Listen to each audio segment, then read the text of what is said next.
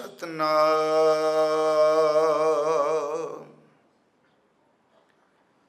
धन वाहिगुरु साहिब जियो करे सो चंगा मान दुई गणत लाहे अपनी नदर निहाल आपे लहो लाए करे सो चंगा मान दुई गणत लाहे अपनी नदर निहाल आपे लहो लाए जन देहो मति उपदेश विचों भरम जाए जो धुर लिखिया लेख सोई सब कमाए सब कछ तिस दै वस दूजी नाहि जाए दूजी नाहि जाए नानक सुख आनंद भय प्रभ की मन रजाए सब कछ तिस दै वस दूजी नाहि जाए नानक सुख आनंद भय प्रभ की मन रजाए। वाहिगुरु जी का खालसा वाहिगुरु जी की फतेह। परम सन्मान योग साहिब श्री गुरु ग्रंथ साहिब सच्चे पातशाह महाराज जी दी पावन पवित्र हजूरी अंदर संध्या दे इस गुरमत दीवान दी आप जी हाजरी भर रहे हो। सतगुरु गुरु अर्जन देव जी महाराज हजूर दे उचारण किए हुए सलोक दा पाठ आप जी ने सरवण किया है। आओ इस अमृत बचन नूं गुरु कृपा दे नाल आपां विचार सकीए। आप जितने हजूर दे चरनां विच हाजिर हो असीस बख्शो तां जो भावना सहित हजूर दी कृपा नाल विचार दी सेवा कर सकां। कोई भी रसना विरवी वांझी ना रहे।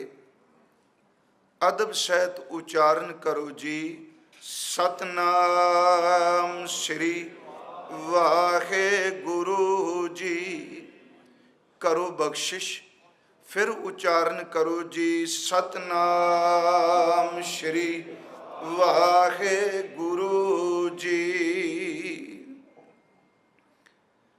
सतगुरु गुरु अर्जन देव महाराज जी ने अज दे इस अमृत श्लोक विच बख्शिश की है कि जो पार ब्रह्म परमेश्वर करते ने ऐ इंसान ਉਸ ਦੇ ਕੀਤੇ ਹੋਏ ਨੂੰ ਚੰਗਾ ਕਰਕੇ ਮੰਨੇਗਾ ਤੇ ਤੇਰਾ ਭਲਾ ਹੋ ਹੀ ਜਾਏਗਾ। ਮਨ ਵਿੱਚ ਚਿੰਤਾ, ਫਿਕਰ, ਤੋਖਲੇ ਜਾਂ ਦਵੈਸ਼ ਵਾਲੇ ਫੁਰਨੇ ਨੇ, ਉਹਨਾਂ ਨੂੰ ਤੂੰ ਬਾਹਰ ਕੱਢ। ਪਹਿਲਾ ਬਚਨ ਵੇ, ਕਰੇ ਸੋ ਚੰਗਾ ਮਾਨ। ਕਰੇ ਦਾ ਅਰਥ ਹੈ ਜੋ ਪ੍ਰਮਾਤਮਾ ਕਰ ਰਿਹਾ ਹੈ, ਸੋ ਦਾ ਅਰਥ ਹੈ ਉਹ। ਚੰਗਾ ਦਾ ਲਫ਼ਜ਼ੀ ਅਰਥ ਅਸੀਂ ਸਾਰੇ ਜਾਣਦੇ ਹਾਂ, ਅੱਛਾ, ਠੀਕ, ਪ੍ਰਵਾਨ ਕਰਨਾ। ਮਾਨ ਦਾ ਅਰਥ ਹੈ ਮੰਨ ਲੈ, ਸਵੀਕਾਰ ਕਰ ਲੈ। ਕਰੇ ਸੋ ਚੰਗਾ ਮਾਨ, ਜੋ ਕੁਝ ਕਰ ਰਿਹਾ ਹੈ ਉਹਨੂੰ ਚੰਗਾ ਕਰ, ਭਲਾ ਕਰ, ਅੱਛਾ ਕਹਿ ਕੇ ਮੰਨ ਲੈ। ਨਾਲ ਬਚਨੇ ਦੁਈ ਗਣਤ ਲਾਹੇ। ਗਣਤ ਦਾ ਅਰਥ ਕਈ ਸੱਜਣਾ ਨੇ ਗਿਣਤੀ ਮਿਣਤੀ ਵੀ ਦਿੱਤਾ ਹੈ, ਦੁਈ ਦਾ ਅਰਥ ਦਵੈਸ਼ ਵੀ ਦਿੱਤਾ ਹੈ। ਪਰ ਸੱਚ ਇਹ ਵੇ ਕਿ ਤੂੰ ਆਪਣੇ ਅੰਦਰੋਂ ਚਿੰਤਾ, ਫਿਕਰ, ਝੋਰੇ ਦੀ ਗਿਣਤੀ ਮਿਣਤੀ ਛੱਡ। ਜੋ ਕੁਝ ਉਹ ਕਰਦਾ ਬਸ ਉਹਨੂੰ ਸੱਤ ਕਰਕੇ, ਚੰਗਾ ਕਰਕੇ ਮੰਨ ਲੈ। ਕਰੇ ਸੋ ਚੰਗਾ ਮਾਨ, ਦੁਈ ਗਣਤ ਲਾਹੇ। ਤੇ ਅਗਲਾ ਬਚਨ ਮਹਾਰਾਜ ਕਹਿੰਦੇ ਨੇ, ਆਪਣੀ ਨਦਰ ਨਿਖਾਲ। ਇਹ ਅਰਦਾਸ ਬੇਨਤੀ ਹੈ ਕਿ ਹੇ ਪ੍ਰਭੂ, ਤੁਸੀਂ ਆਪਣੀ ਬਖਸ਼ਿਸ਼ ਭਰੀ ਨਦਰ ਨਾਲ ਦੇਖ ਕੇ ਆਪੇ ਲਹਿੋ ਲਾਏ। ਤੁਸੀਂ ਬਖਸ਼ਿਸ਼ ਕਰੋ ਆਪਣੀ ਨਦਰ ਨਾਲ, ਤੁਸੀਂ ਆਪਣੇ ਆਪ ਹੀ ਸਾਨੂੰ ਆਪਣੇ ਨਾਲ ਜੋੜ ਲਵੋ। ਮੈਂ ਸਿਰਫ ਪਹਿਲਾ ਅੱਖਰੀ ਅਰਥ ਕਰ ਰਿਹਾ, ਭਾਵੇਂ ਦੁਬਾਰਾ ਆਪਾਂ ਰਿਪੀਟ ਕਰਾਂਗੇ ਕਿ ਤੁਸੀਂ ਬਖਸ਼ਿਸ਼ ਕਰੋ, ਸਾਨੂੰ ਆਪ ਲਾ ਲਓ ਇਸ ਪਾਸੇ। ਇਸ ਵਿੱਚ ਗੁਰੂ ਸਾਹਿਬ ਨੇ ਸਭ ਤੋਂ ਪਹਿਲੀ ਜਿਹੜੀ ਬਖਸ਼ਿਸ਼ ਕੀਤੀ ਵੀ, ਜੋ ਪ੍ਰਮਾਤਮਾ ਕਰਦਾ ਹੈ ਉਹ ਚੰਗਾ ਮਨ ਸੀ ਅੱਜ ਕਿ ਰੱਬ ਆਪਣੇ ਵੱਲੋਂ ਜੋ ਕਰ ਰਿਹਾ ਹੈ ਉਹਨੇ ਕਰਨਾ ਹੀ ਹੈ। ਪਰ ਮਨੁੱਖੀ ਮਨ ਦਾ ਸੁਭਾਅ ਹੈ, ਇਹ ਪਰਮਾਤਮਾ ਦੀ ਹਰ ਗੱਲ ਨੂੰ ਚੰਗੀ ਕਰਕੇ ਨਹੀਂ ਸਵੀਕਾਰ ਕਰਦਾ। ਉਸ ਦਿਨ ਵੀ ਅਰਜ਼ ਕੀਤੀ ਸੀ, ਚੰਗਾ ਚੰਗਾ ਕਰ ਮੰਨੈ, ਮੰਦਾ ਮੰਦਾ ਹੋਏ। ਇਨਸਾਨ ਦਾ ਇੱਕ ਸੁਭਾਅ ਹੈ, ਜੇ ਇਸ ਲਈ ਚੰਗਾ ਹੋਵੇ, ਭਲਾ ਹੋਵੇ, ਤੇ ਇਹ ਵਾਕਈ ਕਹੇਗਾ ਪਰਮਾਤਮਾ, ਵਾਹਿਗੁਰੂ, ਗੁਰੂ, ਪਰਮੇਸ਼ਵਰ ਬਹੁਤ ਚੰਗਾ ਹੈ ਜੀ। ਤੇ ਜੇ ਮੰਨ ਲਓ ਮਾੜਾ ਹੋ ਜਾਏ ਕੁਛ, ਤੇ ਉਹੀ ਜ਼ਬਾਨ ਕਹਿਣ ਲੱਗ ਪੈਂਦੀ ਹੈ ਕਿ ਰੱਬ, ਗੁਰੂ, ਪਰਮਾਤਮਾ ਮੇਰੇ ਨਾਲ ਵੈਰ ਕਮਾਉਂਦਾ ਪਿਆ ਹੈ। ਮਹਾਰਾਜ ਕਹਿੰਦੇ ਨਹੀਂ, ਜੋ ਕੁਛ ਕਰਦਾ ਉਹ ਚੰਗਾ ਕਰਕੇ ਮੰਨ। ਇਉਂ ਕਹਿ ਲਓ ਜੀ, ਅੱਜ ਦਾ ਇਹ ਸ਼ਬਦ ਹੁਕਮ, ਭਾਣਾ, ਰਜ਼ਾ ਤੇ ਚੌਥਾ ਸ਼ਬਦ ਫੁਰਮਾਨ, ਉਹਦੀ ਗੱਲ ਕਰ ਰਿਹਾ ਹੈ। ਥੋੜਾ ਜਿਹਾ ਆਰੰਭ ਵਿੱਚ ਅਰਜ਼ ਕਰਦੇ ਹਾਂ ਕਿ ਉਹਦੇ ਕੀਤੇ ਨੂੰ ਚੰਗਾ ਮੰਨਣਾ, ਇਸ ਨੂੰ ਅਸੀਂ ਬਾਣੀ 'ਚੋਂ ਦੇਖਾਂਗੇ। ਉਸ ਵਿੱਚ ਉਹ ਕੁਝ ਵੀ ਹੋਵੇਗਾ ਜਿਹਨੂੰ ਆਪਾਂ ਦੁਖਾਂਤ ਕਹਿੰਦੇ ਹਾਂ, ਜਿਹਨੂੰ ਸਾਡੇ ਲੋਕ ਕਰੋਪੀ ਕਹਿੰਦੇ ਆ, ਜਿਹਨੂੰ ਅਪਮਾਨ ਕਹਿੰਦੇ ਆ, ਜਿਹਨੂੰ ਕਹਿੰਦੇ ਆ ਤਬਾਹੀਆਂ ਹੋ ਗਈਆਂ। ਤੇ ਦਾਸ ਦੇ ਮਨ ਸੀ ਅੱਜ ਵੀ ਆ ਚਾਰ ਸ਼ਬਦ ਬਾਣੀ 'ਚ ਬਹੁਤ ਮਿਲਣਗੇ। ਇੱਕ ਸ਼ਬਦ ਹੁਕਮ ਮਿਲੇਗਾ, ਦੂਜਾ ਸ਼ਬਦ ਭਾਣਾ ਮਿਲੇਗਾ, ਤੀਸਰਾ ਸ਼ਬਦ ਰਜ਼ਾਈ ਜਾਂ ਰਜ਼ਾ ਮਿਲੇਗਾ, ਤੇ ਚੌਥਾ ਸ਼ਬਦ ਗੁਰੂ ਗ੍ਰੰਥ ਸਾਹਿਬ ਜੀ ਦੇ ਅੰਦਰ ਸਾਨੂੰ ਫੁਰਮਾਨ ਮਿਲੇਗਾ। ਤਕਰੀਬਨ ਇਹ ਸਾਰੇ ਸ਼ਬਦ ਮਿਲਣਗੇ। ਇਹਨਾਂ ਸ਼ਬਦਾਂ ਦਾ ਪਿਛੋਕੜ ਕੀ ਹੈ? ਕਿਉਂਕਿ ਆਪਾਂ ਕੋਈ ਇਹ ਨਹੀਂ ਕਿ ਲਫ਼ਜ਼ੀ ਗਿਆਨ ਹਾਸਲ ਕਰਨਾ, ਸਿਰਫ ਇੰਨਾ ਕੁ ਜ਼ਰੂਰ ਪਤਾ ਹੋਣਾ ਚਾਹੀਦਾ ਹੈ ਕਿ ਗੁਰੂ ਗ੍ਰੰਥ ਸਾਹਿਬ ਦੀ ਬਾਣੀ ਵਿੱਚ ਇਹ ਸ਼ਬਦ ਕਿਸ ਭਾਸ਼ਾ ਵਿੱਚੋਂ ਆਏ ਨੇ। ਪਹਿਲੀ ਗੱਲ, ਹੁਕਮ ਸ਼ਬਦ ਜਿਹੜਾ ਹੈ, ਜਿਹਨੂੰ ਗੁਰੂ ਨਾਨਕ ਸਾਹਿਬ ਨੇ ਆਪਣੀ ਬਾਣੀ 'ਚ ਰੱਬ ਤੋਂ ਬਾਅਦ ਜੇ ਕਿਸੇ ਸਾਧਨਾ ਦੀ ਗੱਲ ਕੀਤੀ ਤੇ ਗੁਰੂ ਨੇ ਹੁਕਮ ਦੀ ਕੀਤੀ। ਹੁਕਮ ਸ਼ਬਦ ਅਰਬੀ ਦਾ ਸ਼ਬਦ ਹੈ। ਦੂਸਰੀ ਗੱਲ, ਜਿਹੜਾ ਰਜ਼ਾ ਸ਼ਬਦ ਹੈ ਇਹ ਵੀ ਅਰਬੀ ਵਿੱਚੋਂ ਆਇਆ ਹੈ, ਰਿਜ਼ਾ ਵੀ ਕਹਿੰਦੇ ਆ।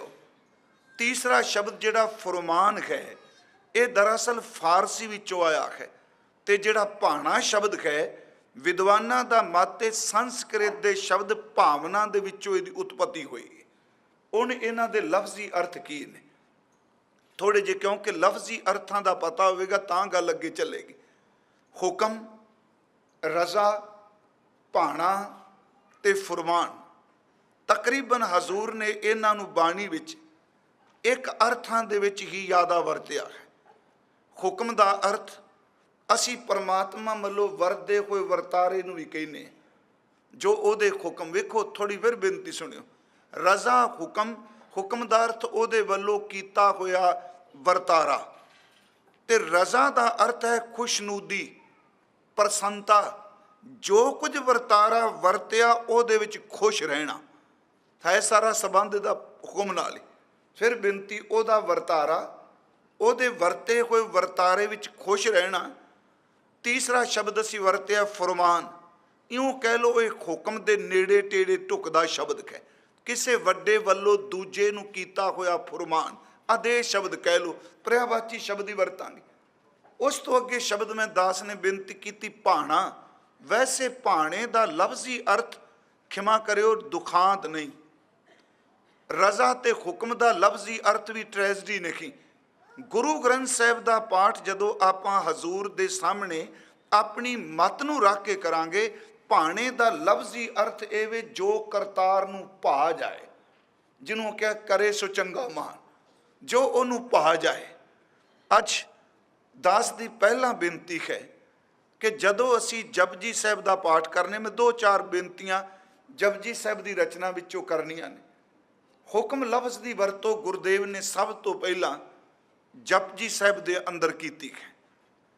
ਅਗਲੀ ਗੱਲ, ਹੁਕਮ ਵਿੱਚ ਚੰਗਾ ਵੀ ਹੈ ਸੰਸਾਰੀ ਤੌਰ ਤੇ, ਰੱਬ ਵੱਲੋਂ ਤਾਂ ਸਭ ਚੰਗਾ ਹੈ।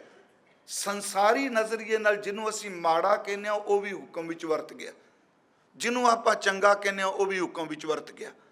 ਤੇ ਗੁਰੂ ਸਾਹਿਬ ਜੀ ਨੇ, ਬੇਨਤੀ ਕਰਾਂਗਾ, ਸਭ ਤੋਂ ਪਹਿਲੀ ਜਿਹੜੀ ਸਾਧਨਾ ਜਪ ਤੋਂ ਬਾਅਦ ਦੱਸੀ ਕਿ ਜਪ ਆਦ ਸੱਚ, ਜੁਗਾਦ ਸੱਚ, ਖੈ ਭੀ ਸੱਚ, ਨਾਨਕ ਹੋਸੀ ਭੀ ਸੱਚ। ਸਭ ਤੋਂ ਪਹਿਲੀ ਸਾਧਨਾ ਦੱਸੀ, ਸਭ ਕਰਮ ਕਾਂਡਾਂ ਤੋਂ ਮੁਕਤ ਕਰਕੇ ਉਹਦੀ ਰਜ਼ਾ ਦੇ ਵਿੱਚ ਚੱਲਣਾ, ਉਹਦੇ ਹੁਕਮ ਚੱਲਣਾ। ਦੇਖੋ ਇਹ ਪਾਠ ਅਸੀਂ ਕਰਨੇ ਆ। ਸੋਚੈ ਸੋਚ ਨਾ ਹੋਵਈ, ਜੇ ਸੋਚੀ ਲੱਖ ਵਾਰ। ਇਹ ਕਿਉਂਕਿ ਇਸ ਤੋਂ ਬਿਨਾ ਹੁਕਮ ਦੀ ਵਿਆਖਿਆ ਨਹੀਂ ਹੋ ਸਕੇਗੀ। ਸੋਚੈ ਸੋਚ ਨਾ ਹੋਵਈ, ਇਸ ਸੰਬੰਧੀ ਸੋਚ ਮੰਡਲ ਨਾਲ ਵੀ ਅਰਥ ਕੀਤੇ। ਕੁਝ ਵਿਦਵਾਨਾਂ ਨੇ ਸੋਚ ਦੇ ਅਰਥ ਸੁਚਮਤਾ ਨਾਲ ਕੀਤੇ, ਜਿਵੇਂ ਸੋਚ ਕਰੈ ਦਿਨ ਅਰ ਰਾਤ, ਮਨ ਕੀ ਮੈਲ ਨਾ ਤਨ ਤੇ ਜਾਤ। ਜੇ ਲੱਖਾਂ ਵਾਰੀ ਵੀ ਤੂੰ ਸੁਚਮਤਾ ਰੱਖੇ, ਇਸ ਬਾਹਰ ਦੀ ਸੁਚਮਤਾ ਨਾਲ ਤੇਰਾ ਅੰਦਰ ਸੁੱਚਾ ਨਹੀਂ ਹੋ ਸਕਣਾ। ਸੋਚੈ ਸੋਚ ਨਾ ਹੋਵਈ, ਜੇ ਸੋਚੀ ਲੱਖ ਵਾਰ। ਚੁੱਪੈ ਚੁੱਪ ਨਾ ਹੋਵਈ, ਜੇ ਲਾਏ ਰਹਾ ਲਵਤਾਰ। ਇੱਥੇ ਚੁੱਪੈ ਦਾ ਅਰਥ ਹੈ ਮਨ ਦਾ ਅਫੁਰ ਹੋਣਾ। ਇੱਥੇ ਚੁੱਪੇ ਦਾ ਅਰਥ ਜ਼ਬਾਨ ਦੀ ਚੁੱਪ ਤਾਂ ਹੋ ਗਈ। ਲਿਵਤਾਰ ਦਾ ਅਰਥ ਹੈ ਜਿਵੇਂ ਤਾਂ ਅਸੀਂ ਤੇਲ ਪਾਉਂਦੇ ਹਾਂ। ਲਿਵਤਾਰ ਦਾ ਅਰਥ ਇਹ ਹੈ ਜੀ, ਜਦੋਂ ਤੇਲ ਪਾਉਂਦੇ ਹਾਂ ਤੁਸੀਂ ਦੇਖਿਓ ਉਹਦੀ ਧਾਰ ਵਿੱਚ ਕੰਪਨ ਨਹੀਂ ਪੈਦਾ ਹੁੰਦੀ, ਉਹ ਨਿਰੰਤਰ ਇੱਕ ਰਾਹ ਚੱਲਦੀ ਜਾਂਦੀ ਹੈ। ਲਿਵਤਾਰ ਦਾ ਅਰਥ ਹੈ ਕਿ ਇਸ ਤਰ੍ਹਾਂ ਲਿਵ ਜੁੜਨੀ ਜਿਹਦੇ ਵਿੱਚ ਰੰਚਕ ਮਾਤਰ ਕੋਈ ਦੂਜਾ ਫੁਰਨਾ ਵੀ ਨਾ ਉੱਠਣਾ। ਮਹਾਰਾਜ ਕਹਿੰਦੇ ਟੇਕ ਕੇ ਬਹਿ ਗਿਆ ਬੰਦਾ। ਚੁੱਪੈ ਚੁੱਪ ਨਾ ਹੋਵਈ, ਜੇ ਲਾਏ ਰਹਾ ਲਿਵਤਾਰ। ਭੁੱਖਿਆ ਭੁੱਖ ਨਾ ਉਤਰੀ, ਜੇ ਬੰਨਾ ਪੁਰੀਆਂ ਭਾਰ। ਭੁੱਖਿਆ ਰਹਿਣ ਦੇ ਨਾਲ ਚੰਦਰਾਇਣ ਵਰਤ ਰੱਖਿਆ ਜਾਂਦਾ ਜੀ ਕਾਮਨਾ ਸਹਿਤ। ਮਹਾਰਾਜ ਕਹਿੰਦੇ ਇਸ ਤਰ੍ਹਾਂ ਵੀ ਤੇਰੇ ਅੰਦਰ ਦੀ ਭੁੱਖ ਨਹੀਂ ਜਾਣੀ। ਭੁੱਖਿਆ ਭੁੱਖ ਨਾ ਉਤਰੀ, ਜੇ ਬੰਨਾ ਪੁਰੀਆਂ ਭਾਰ। ਸਹਿਸ ਸਿਆਣਪਾਂ ਲੱਖ ਹੋ ਹੈ, ਹਜ਼ਾਰਾਂ ਲੱਖਾਂ ਸਿਆਣਪਾਂ ਤੇਰੇ ਕੋਲ ਹੋਣ। ਸਹਿਜ ਸਿਆਣਪਾਂ ਲੱਖ ਹੋਏ ਤਾਂ ਇੱਕ ਨਾ ਚੱਲੈ ਨਾਲ। ਇਹਦਾ ਮਤਲਬ ਕੋਈ ਸਿਆਣਪ ਕੋਈ ਚਤੁਰਾਈ। ਤੇ ਇਹਦੇ ਵਿੱਚ ਇੱਕ ਗੱਲ ਬੜੀ ਕਲੀਅਰ ਹੁੰਦੀ ਜੇ, ਜਦੋਂ ਇਹ ਤੁਕ ਪੜ੍ਹਨੇ, ਸਹਿਸ ਸਿਆਣਪਾਂ ਲੱਖ ਹੋਏ। ਸਹਿਸ ਦਾ ਅਰਥ ਹਜ਼ਾਰ, ਅੱਗੇ ਸ਼ਬਦ ਲੱਖ ਵਰਤਿਆ। ਬੰਦਾ ਜਿੰਨਾ ਮਰਜੀ ਬੋਧਕ ਤੌਰ ਤੇ ਸਿਆਣਾ ਹੋ ਜਾਏ, ਜਿੰਨਾ ਮਰਜੀ ਸਿਆਣਪ ਹੋਵੇ, ਚਾਰ ਬੰਦਿਆਂ 'ਚ ਗੱਲ ਬੜੀ ਪਾਏਦਾਰ ਕਰੇ, ਹਕੀਕਤ ਇਹ ਵੇ ਦੁਨੀਆ ਭਰ ਦੇ ਗਿਆਨ ਦੀ ਉਹਦੇ ਕੋਲ ਸਮਰੱਥਾ ਹੋਵੇ, ਪਰ ਗੁਰੂ ਕਹਿੰਦੇ ਨੇ ਜਿੰਨੀਆਂ ਮਰਜੀ ਡਿਗਰੀਆਂ, ਜਿੰਨੀ ਮਰਜੀ ਸਿਆਣਪ, ਜਿੰਨਾ ਮਰਜੀ ਬੰਦਾ ਚਾਤੁਰ ਹੋਵੇ, ਰੱਬ ਦੀ ਦਰਗਾਹ ਵਿੱਚ ਇੱਕ ਵੀ ਸਿਆਣਪ ਬੰਦੇ ਦੀ ਕੰਮ ਨਹੀਂ ਆਉਂਦੀ। ਇਹ ਗੱਲ ਬੜੀ ਕਲੀਅਰ ਕਰਤੀ। ਸਹਿਸ ਸਿਆਣਪਾਂ ਲੱਖ ਹੋਵੇ ਤਾਂ ਇੱਕ ਨਾ ਚੱਲੇ ਨਾਲ। ਅਗਲੀ ਬੇਨਤੀ ਜੋ ਅਸਾਂ ਅੱਜ ਵੇਖਣਾ, ਕਰੇ ਚੋ ਚੰਗਾ ਮਾਨ, ਵਿਸ਼ੇ ਤੋਂ ਦੂਰ ਨਹੀਂ ਜਾਣਾ। ਅੱਗੇ ਮਹਾਰਾਜ ਫਿਰ ਬਚਨ ਕਰਦੇ ਆ ਕਹਿੰਦੇ ਨੇ ਮਨੁੱਖ ਦੀ ਆਖਰੀ ਮੰਜ਼ਿਲ ਇਹ ਵੇ ਅੰਦਰ ਦੀ ਸਚਿਆਰਤਾ, ਅੰਦਰ ਸੁੱਚਾ ਹੋ ਜਾਏ। ਉੱਥੇ ਫਿਰ ਸਤਿਗੁਰੂ ਇੱਕ ਪ੍ਰਸ਼ਨ ਕਰਦੇ ਆ ਆਪ ਕਿ ਜੇ ਪਾਣੀ ਨਾਲ ਸੁਚਮਤਾ ਨਹੀਂ, ਜੇ ਚੁੱਪ ਧਾਰਨ ਕਰਕੇ ਵੀ ਮਨ ਮੈਲਾ ਰਹਿੰਦਾ ਹੈ, ਜੇ ਵਰਤ ਰੱਖ ਕੇ ਵੀ ਅੰਦਰ ਪਵਿੱਤਰ ਨਹੀਂ ਹੁੰਦਾ, ਜੇ ਸਿਆਣਪਾਂ ਨਾਲ ਵੀ ਪਵਿੱਤਰ ਨਹੀਂ ਹੁੰਦਾ, ਤੇ ਅੱਗੇ ਇੱਕ ਸਵਾਲ ਕਰਦੇ ਨੇ ਕਿਵ ਸਚਿਆਰਾ ਹੋਈ ਹੈ, ਕਿਵੇਂ ਸੁਚਮਤਾ ਹੋਵੇ, ਕਿਵ ਸਚਿਆਰਾ ਹੋਈ ਹੈ, ਕਿਵ ਕੂੜਾ ਟੁੱਟੈ ਪਾਲ, ਕਿਵੇਂ ਸਾਡੇ ਅੰਦਰੋਂ ਜਿਹੜੀ ਝੂਠ ਦੀ ਵੱਟ ਹੈ ਇਹ ਪਾਲ ਟੁੱਟ ਜਾਏ। ਅੱਗੇ ਫਿਰ ਸਤਿਗੁਰੂ ਆਪ ਹੀ ਉੱਤਰ ਦਿੰਦੇ ਨੇ, ਹੁਕਮ ਰਜ਼ਾਈ ਚੱਲਣਾ ਨਾਨਕ ਲਿਖਿਆ ਨਾਲ। ਇੱਥੇ ਦੋ ਸ਼ਬਦ ਵਰਤੇ ਨੇ, ਹੁਕਮ ਅਤੇ ਰਜ਼ਾ। ਉਹਦੇ ਹੁਕਮ ਵਿੱਚ, ਉਹਦੀ ਰਜ਼ਾ ਵਿੱਚ, ਤੇ ਨਾਲ ਇੱਕ ਸ਼ਬਦ ਵਰਤਿਆ ਨਾਨਕ ਲਿਖਿਆ ਨਾਲ। ਇਹ ਲਿਖਿਆ ਨਾਲ ਕੀ ਹੈ? ਸ਼ਬਦ ਫਿਰ ਸੁਣਿਓ, ਹੁਕਮ ਰਜ਼ਾਈ ਚੱਲਣਾ, ਉਹਦੇ ਹੁਕਮ 'ਚ ਉਹਦੀ ਰਜ਼ਾ ਚੱਲਣਾ।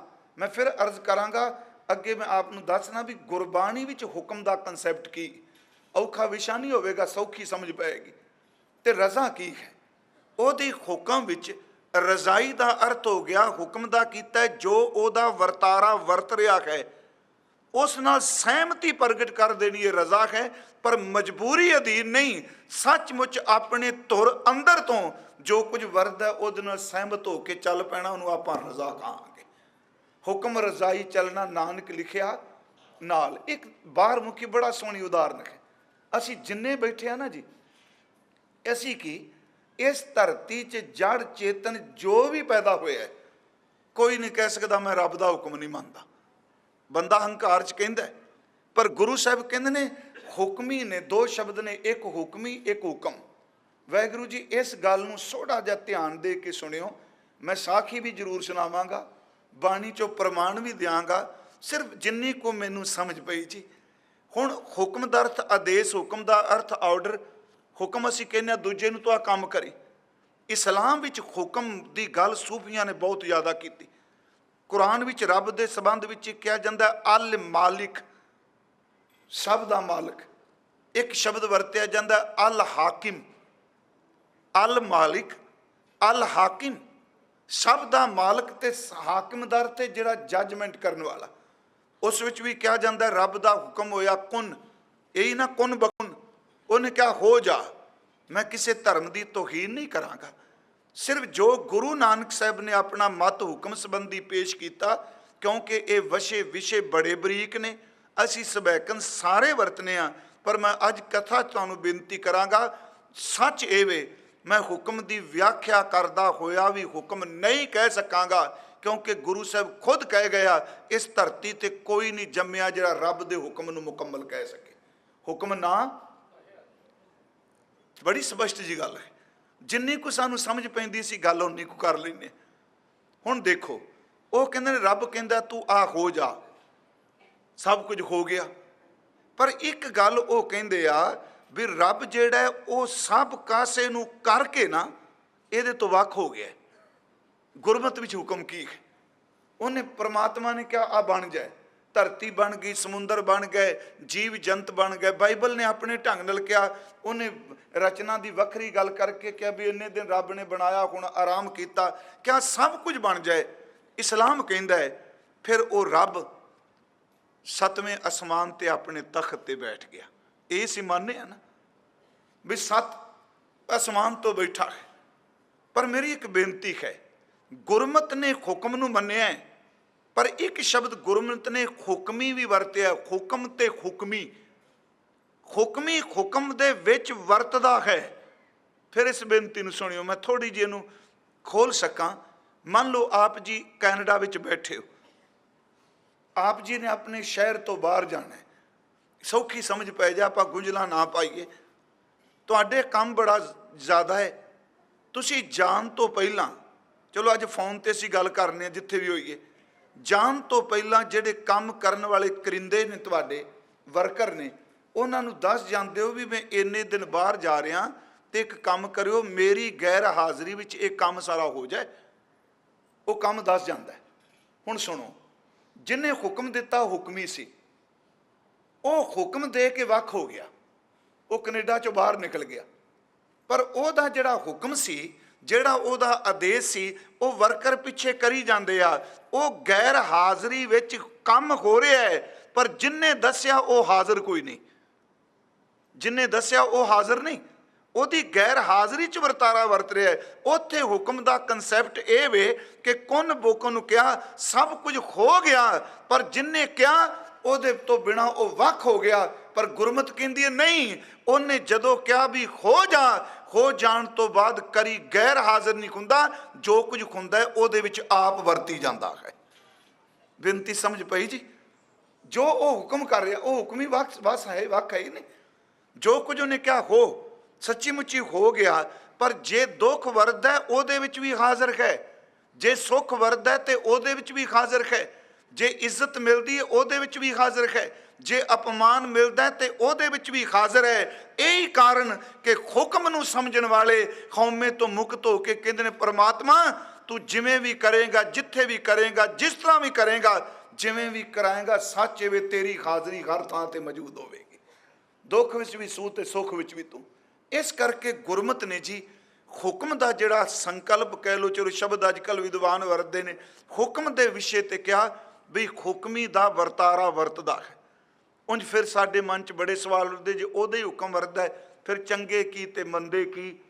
ਉਂਝ ਮੈਂ ਤੁਹਾਨੂੰ ਬੇਨਤੀ ਕਰਦਿਆਂ, ਇਹ ਸਾਨੂੰ ਗੁਰੂ ਦੱਸਦਾ ਵੀ ਤੂੰ ਚੰਗਾ ਇਨਸਾਨ ਬਣ, ਉਹਦੀ ਬਖਸ਼ਿਸ਼ ਵਰਦੀ।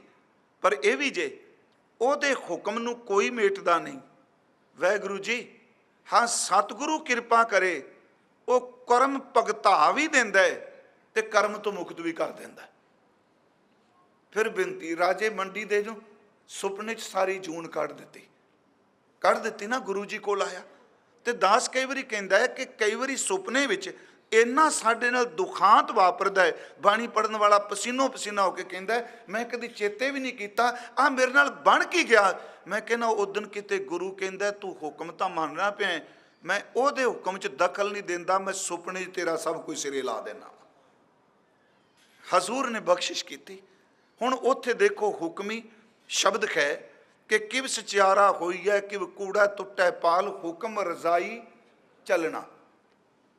ਹੁਣ ਚੱਲਣਾ ਦਾ ਅਰਥ ਹੈ ਤੁਸੀਂ ਚੱਲੋ, ਪਰ ਜੇ ਨਾ ਚੱਲੋ ਤਾਂ ਵੀ ਚੱਲਾਂਗੇ। ਮੈਂ ਕਹਿੰਦਾ ਮੈਂ ਹੁਕਮ ਨਹੀਂ ਮੰਨਦਾ, ਇਸ ਨੂੰ ਹੀ ਸੁਣੋ। ਅਸੀਂ ਜਿੰਨੇ ਇਨਸਾਨ ਹਾਂ, ਸਾਡੀ ਮਰਜ਼ੀ ਤਾਂ ਕੋਈ ਚੱਲੀ ਨਹੀਂ। ਉਂਝ ਬੜੀ ਗੱਲ ਸਪਸ਼ਟ ਹੈ, ਇਹ ਡੰਕੇ ਦੀ ਚੋਟ ਦੇ ਵੀ ਰੂਹਾਂ ਨੂੰ ਇੰਤਜ਼ਾਰ ਕਰਨੀ ਪੈਂਦੀ ਹੈ ਸਰੀਰ ਧਾਰਨ ਕਰਨ ਵਾਸਤੇ।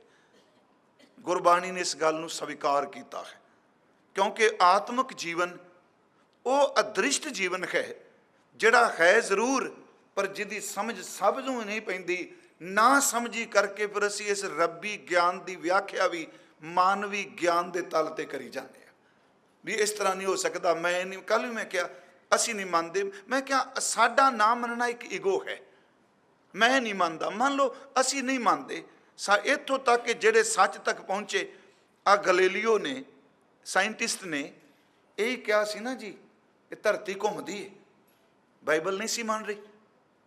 ਪੋਪ ਨੇ ਕਿਹਾ ਤੈਨੂੰ ਸਜ਼ਾ ਮਿਲੇਗੀ, ਤੂੰ ਆਪਣੀ ਕਿਤਾਬ ਵਿੱਚ ਜੋ ਕੋਈ ਤੂੰ ਲਿਖਿਆ ਉਹਦੇ ਵਿੱਚ ਇਹ ਲਿਖ ਦੇ ਵੀ ਧਰਤੀ ਨਹੀਂ ਘੁੰਮਦੀ, ਭਾਵਾਂ ਕਿ ਉਹਨੇ ਲਾਲਟ ਨਹੀਂ ਖਿਲਦੀ ਤੋਂ। ਉਹਨੇ ਕਿਹਾ ਵੀ ਮੇਰੇ ਲਿਖਣ ਨਾਲ ਕੀ ਹੋ ਜਾਏਗਾ। ਕਹਿਣ ਲੱਗੇ ਤੂੰ ਧਰਮ ਵਿੱਚ ਪ੍ਰੋਬਲਮ ਖੜੀ ਕਰ ਰਹੇ। ਜਦੋਂ ਅਸੀਂ ਬਾਈਬਲ ਨਹੀਂ ਮੰਨ ਰਹੀ ਵੀ ਧਰਤੀ ਘੁੰਮਦੀ ਹੈ ਤੇ ਤੂੰ ਕਿਵੇਂ ਕਹਿ ਦਿੱਤਾ। ਉਹਨੇ ਗੱਲ ਕਹੀ, ਕਹਿੰਦਾ ਝਗੜਾ ਨਿਬੜ ਜਾਏਗਾ, ਮੈਂ ਕਹਿੰਦੇ ਉਹ ਤੇ ਲਿਖ ਕੇ ਚਲਾ ਜਾਵਾਂਗਾ ਧਰਤੀ ਨਹੀਂ ਘੁੰਮਦੀ, ਮੇਰੇ ਲਿਖਣ ਦੇ ਨਾਲ ਧਰਤੀ ਨੇ ਰੁਕਣਾ ਕੋਈ ਨਹੀਂ, ਜਿਹਨੇ ਘੁੰਮੀ ਜਾਣਾ ਹੈ। ਤੁਹਾਨੂੰ ਵੀ ਭਰਮ ਪਾਣਾ ਹੈ ਨਾ, ਤੁਸੀਂ ਖੁਸ਼ ਹੋ ਜਾਓਗੇ ਵੀ ਨਹੀਂ ਉਹਨੇ ਲਿਖ ਦਿੱਤਾ ਜੀ, ਮੰਨ ਲਿਆ। ਮੈਂ ਮੰਨ ਲਾਂਗਾ ਤੁਹਾਡੀ ਗੱਲ ਜ਼ੋਰ ਨਾਲ, ਜ਼ੁਲਮ ਨਾਲ, ਤੁਸੀਂ ਮਨਾਓਗੇ। ਤੁਹਾਨੂੰ ਪਤਾ ਹੈ ਵੀ ਗੈਲੀਲੀਓ ਨੂੰ ਇਸੇ ਸਦੀ 'ਚ ਮੇਰਾ ਖਿਆਲ ਮਾਫੀ ਮੰਗੀ ਕਿ ਉਹਦੇ ਤੋਂ, ਉਹਦੀ ਕਬਰ ਤੋਂ। ਉਹਨੇ ਕਿਹਾ ਮੈਂ ਮੰਨ ਜਾਣਾ ਵੀ ਨਹੀਂ ਘੁੰਮਦੀ, ਪਰ ਤੁਹਾਨੂੰ ਮੇਰੇ ਨਾ ਮੰਨਣ ਨਾਲ, ਮੇਰੇ ਮੰਨਣ ਨਾਲ ਕੁਛ ਨਹੀਂ ਹੋਣਾ। ਜੋ ਰੱਬ ਦਾ ਵਰਤਾਰਾ ਹੈ ਨਾ ਤੁਸੀਂ ਰੋਕ ਸਕਦੇ ਹੋ ਨਾ ਮੈਂ ਰੋਕ ਸਕਣਾ। ਮੈਂ ਸਿਰਫ ਇੱਕ ਬੇਨਤੀ ਕਰਨ ਲੱਗਾ ਜੀ, ਹੁਕਮ ਰਜ਼ਾਈ ਚੱਲਣਾ ਇੱਕ ਨਿੱਕਾ ਜਿਹਾ ਸੈੱਲ ਹੈ ਜਿੱਥੋਂ ਸਾਡਾ ਕੰਮ ਬੋਡੀ ਦਾ ਚੱਲਦਾ। ਇਸ ਪਾਣੀ ਤੇ ਜਿਨ ਤੂੰ ਘਰਿਆ, ਵਿਚਾਰ ਆਪਾਂ ਕਰਨੇ ਪਏ, ਕਰੇ ਸੋ ਚੰਗਾ ਮਾਨ, ਦੁਈ ਗਣਤ ਲਾਹੇ। ਹੁਣ ਮਾਂ ਤੇ ਪਿਤਾ ਦਾ ਸੰਜੋਗ ਹੈ, ਮੇਲ ਫੀਮੇਲ ਦਾ ਸੰਜੋਗ ਹੈ। ਕੌਣ ਸੀ ਜੀ? ਜਿਹਦੇ ਹੁਕਮ ਦਾ ਵਰਤਾਰਾ ਮਾਂ ਦੀ ਕੁੱਖ 'ਚ ਵਰਤਿਆ, ਨਿੱਕਾ ਜਿਹਾ ਸੈੱਲ ਜਿਹੜਾ ਅੱਖਾਂ ਨਾਲ ਨੰਗੀਆਂ ਨਾਲ ਨਹੀਂ ਦਿਸਦਾ, ਉਹਦਾ ਵਜੂਦ ਬੰਦੇ ਦਾ ਬਣਨ ਲੱਗ ਪਿਆ। ਗੁਰਬਾਣੀ ਮੁਤਾਬਕ ਉਹ ਹੁਕਮ ਦਾ ਵਰਤਾਰਾ ਚੱਲ ਰਿਹਾ ਹੈ। ਤੇ ਯਾਦ ਰੱਖਿਓ, ਹੁਕਮ ਦਾ ਵਰਤਾਰਾ ਹੀ ਤਾਂ ਅੱਗੇ ਲੈ ਕੇ ਜਾਂਦਾ ਹੈ। ਹੁਕਮ ਸਾਨੂੰ ਕਦੀ ਰੁਕਣ ਨਹੀਂ ਦਿੰਦਾ, ਕਹਿੰਦਾ ਅੱਗੇ ਚੱਲਿਆ ਚੱਲ। ਹੁਣ ਉਸ ਵਿੱਚ ਨਿੱਕਾ ਜਿਹਾ ਸੈੱਲ 6 ਮਹੀਨੇ 'ਚ ਸਰੀਰ ਦੀ ਬਣਤਰ ਬਣ ਗਈ, 10ਵੀਂ ਮਾਸੀ ਜਨਮ ਲੈ ਲਿਆ। ਗੁਰਮੁਖੋ, ਜੇ ਹੁਕਮ ਨਾ ਵਰਤਦਾ ਉਹ ਨਿੱਕਾ ਜਿਹਾ ਸੈੱਲ ਵਿਕਸਿਤ ਕਿਉਂ ਹੁੰਦਾ? ਮੈਡੀਕਲ ਸਾਇੰਸ ਆਪਣੇ ਢੰਗ ਨਾਲ ਕਹੇਗੀ। ਗੁਰੂ ਕਹਿੰਦਾ ਜਦੋਂ ਉਹਨੇ ਸ਼ੁਰੂ ਕੀਤਾ, ਤੂੰ ਹੁਕਮ ਦਾ ਅੱਜ ਨਹੀਂ ਚੱਲਦਾ ਪਿਆ, ਤੂੰ ਗਰਭ ਜੂਨ ਵਿੱਚ ਵੀ ਹੁਕਮ ਕਰਕੇ ਹੀ ਆਇਆ ਹੈ। ਉਹਦੇ ਹੁਕਮ ਨਾਲ ਤੇਰਾ ਅੰਗ ਪ੍ਰਤੀ ਅੰਗ ਬਣਿਆ, ਤੇਰਾ ਸਰੀਰ ਬਣਿਆ। ਤੇ ਯਾਦ ਰੱਖਿਓ, ਜਿਸ ਦਿਨ ਜਨਮ ਹੋਇਆ, ਅਸੀਂ ਸਾਰੇ ਕਹਿੰਦੇ ਹਾਂ ਵਧਾਈ ਹੋਵੇ। ਤੇ ਮੈਂ ਇੱਕ ਵਾਰੀ ਕਿਹਾ ਸੀ, ਜੇ ਕਿਸੇ ਦੇ ਘਰ ਬੱਚਾ ਜਨਮ ਲਏ ਤੇ ਤੁਸੀਂ ਜਾ ਕੇ ਕਹੋ ਵੀ ਭਾਈ ਬੜਾ ਚੰਗਾ ਰੱਬ ਦਾ ਭਾਣਾ ਤੁਹਾਡੇ ਘਰ 'ਚ ਵਾਪਰਿਆ, ਅਗਲੇ ਸਾਰੇ ਡਾਂਗਾਂ ਛਿੱਕਣਗੇ ਵੀ ਇਹ ਬੰਦਾ ਮਰਿਆਂ ਦੀ ਗੱਲ ਕਰਦਾ ਪਿਆ। ਸਾਡੇ ਘਰ ਨਿਆਣਾ ਹੋਇਆ, ਇਹ ਕਹਿੰਦਾ ਭਾਣਾ ਵਾਪਰ ਗਿਆ। ਗੁਰੂ ਅਮਰਦਾਸ ਕਹਿੰਦੇ ਨੇ, ਲੋਕੋ ਸਮਝੋ ਇਸ ਗੱਲ ਨੂੰ, ਭਾਣੇ ਦਾ ਅਰਥ ਮੌਤ ਨਹੀਂ ਹੁੰਦਾ, ਭਾਣੇ ਦਾ ਅਰਥ ਹੈ ਭਾ ਜਾਣਾ। ਜਦੋਂ ਭਾ ਜਾਂਦਾ ਉਦੋਂ ਜਨਮ ਹੁੰਦਾ ਹੈ, ਜਦੋਂ ਉਹਨੂੰ ਭਾ ਜਾਂਦਾ ਉਦੋਂ ਮੌਤ ਹੋ ਜਾਂਦੀ ਹੈ। ਤੇ ਆਨੰਦ ਸਾਹਿਬ ਵਿੱਚ ਇਹ ਪਾਠ ਹੈ, ਲਿਵ ਛੁੜਕੀ ਲੱਗੀ ਤ੍ਰਿਸ਼ਨਾ ਮਾਇਆ ਅਮਰ ਵਰਤਾਇਆ। ਉਹਦੇ ਵਿੱਚ ਇੱਕ ਬਚਨ ਹੁੰਦਾ ਹੈ, ਜਾਂ ਤਿਸ ਭਾਣਾ ਤਾਂ ਜੰਮਿਆ। ਭਾਣਾ ਟ੍ਰੈਜਡੀ ਨਹੀਂ, ਭਾਣੇ ਸੁਖ ਹੈ, ਭਾਣੇ ਤਖਤ ਵਡਾਈਆਂ। ਗੁਰੂ ਨਾਨਕ ਸਾਹਿਬ ਨੇ ਤਖਤ ਮਿਲਣ ਨੂੰ ਵੀ ਭਾਣਾ ਕਿਹਾ। ਭਾਣੇ ਭੀਖ ਉਦਾਸ ਜੀਓ, ਤੇਰੇ ਭਾਣੇ ਵਿੱਚ ਮੰਗਤਾ ਪਾਣੇ, ਤੇਰੇ ਭਾਣੇ 'ਚ ਤਖਤ ਨੇ। ਫਿਰ ਅਰੇ ਸੁਣੋ ਗੁਰਮੁਖੋ, ਉਹ ਹੁਕਮ ਚੱਲਿਆ ਜੀ। ਉਂਝ ਵੈਸੇ ਮੈਂ ਫਿਰ ਇੱਕ ਹੋਰ ਬੇਨਤੀ ਕਰਾਂ ਆਪ ਜੀ ਨੂੰ, ਆਪ ਜਦੋਂ ਸ਼ਬਦ ਨੂੰ ਹੋਰ ਡੰਗਾਈ 'ਚ ਵਾਚੋਗੇ, ਹੁਕਮ ਕਿੱਥੋਂ ਸ਼ੁਰੂ ਹੋ ਗਿਆ, ਕਦੋਂ ਸ਼ੁਰੂ ਹੋਇਆ? ਇਸ ਬਾਰੇ ਗੁਰੂ ਗ੍ਰੰਥ ਸਾਹਿਬ ਜੀ ਜੇ ਪਾਠ ਹਾਂ, ਮੈਂ ਰੋਜ਼ ਕਹਿਣਾ, ਕੋਈ ਮੈਨੂੰ ਇਸ ਰਸਤੇ ਤੇ ਹੋਰ ਦੱਸੇ, ਮੈਂ ਨਤਮਸਤਕ ਹੋਵਾਂਗਾ, ਕਿਉਂਕਿ ਇਹਦਾ ਅੰਤ ਕੋਈ ਨਹੀਂ। ਜਿਸ ਦਿਨ ਅਫੁਰ ਨੇ, ਅਫੁਰ ਦਾ ਅਰਥ ਜਿਹੜਾ ਆਪੀ ਨੇ ਆਪ ਸਾਜਿਓ ਜੀ, ਆਪਣੇ ਆਪ ਬੈਠਾ ਸੀ, ਉਹਨੂੰ ਕੀ ਲੋੜ ਸੁਨ ਸਮਾਧ ਲਗਾਏਂਦਾ। ਜਿਸ ਦਿਨ ਅਫੁਰ ਨੇ, ਪਰਮ ਸੱਚ ਨੇ ਆਪਣੇ ਆਪ ਨੂੰ ਸਫੁਰ ਕਰਨਾ ਸੀ, ਇਹ ਦ੍ਰਿਸ਼ਟਮਾਨ ਬਣਾਉਣਾ ਸੀ। ਕੁਛ ਗੁਰਮੁਖ ਕਹਿੰਦੇ ਆ, ਅਫੁਰ ਵਿੱਚੋਂ ਜਿਹੜਾ ਸਫੁਰ ਹੋਣ ਦਾ ਫੁਰਨਾ ਉੱਠਿਆ, ਉਹ ਫੁਰਨਾ ਹੀ ਹੁਕਮ ਸੀ, ਉਹ ਆਪਣੇ ਆਪੇ ਵੀ ਸੀ ਜੀ। ਇਸ ਗੱਲ ਨੂੰ ਥੋੜਾ ਜਿਹਾ ਹੋਰ ਦੇਖਾਂਗੇ, ਸਮਝ ਪਏਗੀ ਬਾਣੀ 'ਚ। ਹੁਣ ਉਹ ਹੁਕਮ ਵਰਤਿਆ, ਯਾਦ ਰੱਖੋ, ਉਹਦੇ ਹੁਕਮ ਵਿੱਚ ਮਟੀਰੀਅਲ ਦੀ ਲੋੜ ਨਹੀਂ ਸੀ। ਹੁਣ ਕੋਈ ਬੰਦਾ ਕਹਿੰਦਾ ਵੀ ਅਸੀਂ ਬਿਲਡਿੰਗ ਬਣਾਉਣੀ ਹੈ, ਪਹਿਲਾਂ ਲਾਟ ਖਰੀਦਦਾ, ਫਿਰ ਉਹ ਪਾਸ ਕਰਾਉਂਦਾ, ਫਿਰ ਨਕਸ਼ੇ ਪਾਸ ਹੁੰਦੇ ਨੇ। ਨਕਸ਼ੇ ਪਾਸ ਹੋਣ ਨਾਲ ਥੋੜ੍ਹਾ ਬਣ ਜਾਂਦੀ। ਬਾਹਰ ਸ਼ੀਸ਼ੇ ਵਿੱਚ ਅਸੀਂ ਮਾਡਲ ਵੀ ਬਣਾ ਕੇ ਰੱਖ ਦਈਏ ਲੱਕੜ ਦਾ। ਗੁਰਮੁਖੋਂ ਮਟੀਰੀਅਲ ਆਉਂਦਾ ਹੈ, ਉਸ ਤੋਂ ਬਾਅਦ ਮਿਸਤਰੀ ਆਉਂਦੇ ਆ, ਕਾਰੀਗਰ ਆਉਂਦੇ ਆ, ਹਕੂਮਤ ਆਪਣੇ ਵੱਲੋਂ ਜੋ ਉਹਨੇ ਰੱਖੀਆਂ ਨੇ ਪਾਬੰਦੀਆਂ, ਉਸ ਮੁਤਾਬਕ ਉਹ ਦੇਖਦੇ ਨੇ, ਫਿਰ ਕਿਤੇ ਬਣਦਾ। ਇਹਦਾ ਮਤਲਬ ਜ਼ਮੀਨ ਵੱਖਰੀ, ਨਕਸ਼ਾ ਵੱਖਰਾ, ਬਣਾਉਣ ਵਾਲੇ ਵੱਖਰੇ, ਮਟੀਰੀਅਲ ਵੱਖਰਾ। ਪਰ ਜਿਸ ਦਿਨ ਸ੍ਰਿਸ਼ਟੀ ਦੀ ਰਚਨਾ ਕੀਤੀ, ਹਕੀਕਤ ਇਹ ਵੇ ਕਿ ਰੱਬ ਜੀ ਨੂੰ ਬਣਾਉਣ ਵਾਸਤੇ ਕੁਛ ਵੀ ਬਾਹਰੋਂ ਮਟੀਰੀਅਲ ਤਾਂ ਹੈ ਹੀ ਨਹੀਂ ਸੀ, ਕੁਛ ਵੀ ਨਹੀਂ ਸੀ ਜੀ। ਉਸ ਦਿਨ ਉਸ ਨੇ ਆਪਣੇ ਹੁਕਮ ਵਿੱਚੋਂ ਹੀ ਸਭ ਕੁਝ ਸਿਰਜ ਦਿੱਤਾ, ਕਿਉਂਕਿ ਉਹਦੇ ਹੁਕਮ ਦਾ ਪਾਰਾਵਾਰ ਹੀ ਨਹੀਂ ਪਾਇਆ ਜਾ ਸਕਦਾ।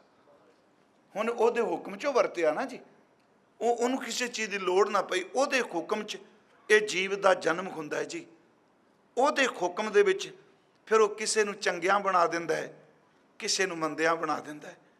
ਕੋਈ ਵਿਚਾਰੇ ਸਾਰੀ ਜ਼ਿੰਦਗੀ ਲਾਹਨਤਾਂ ਲਈ ਜਾਂਦੇ ਆ, ਕਈ ਸਾਰੀ ਜ਼ਿੰਦਗੀ ਲੋਕਾਂ 'ਚ ਪੂਜੇ ਜਾਂਦੇ ਆ, ਮੰਨੇ ਜਾਂਦੇ ਆ।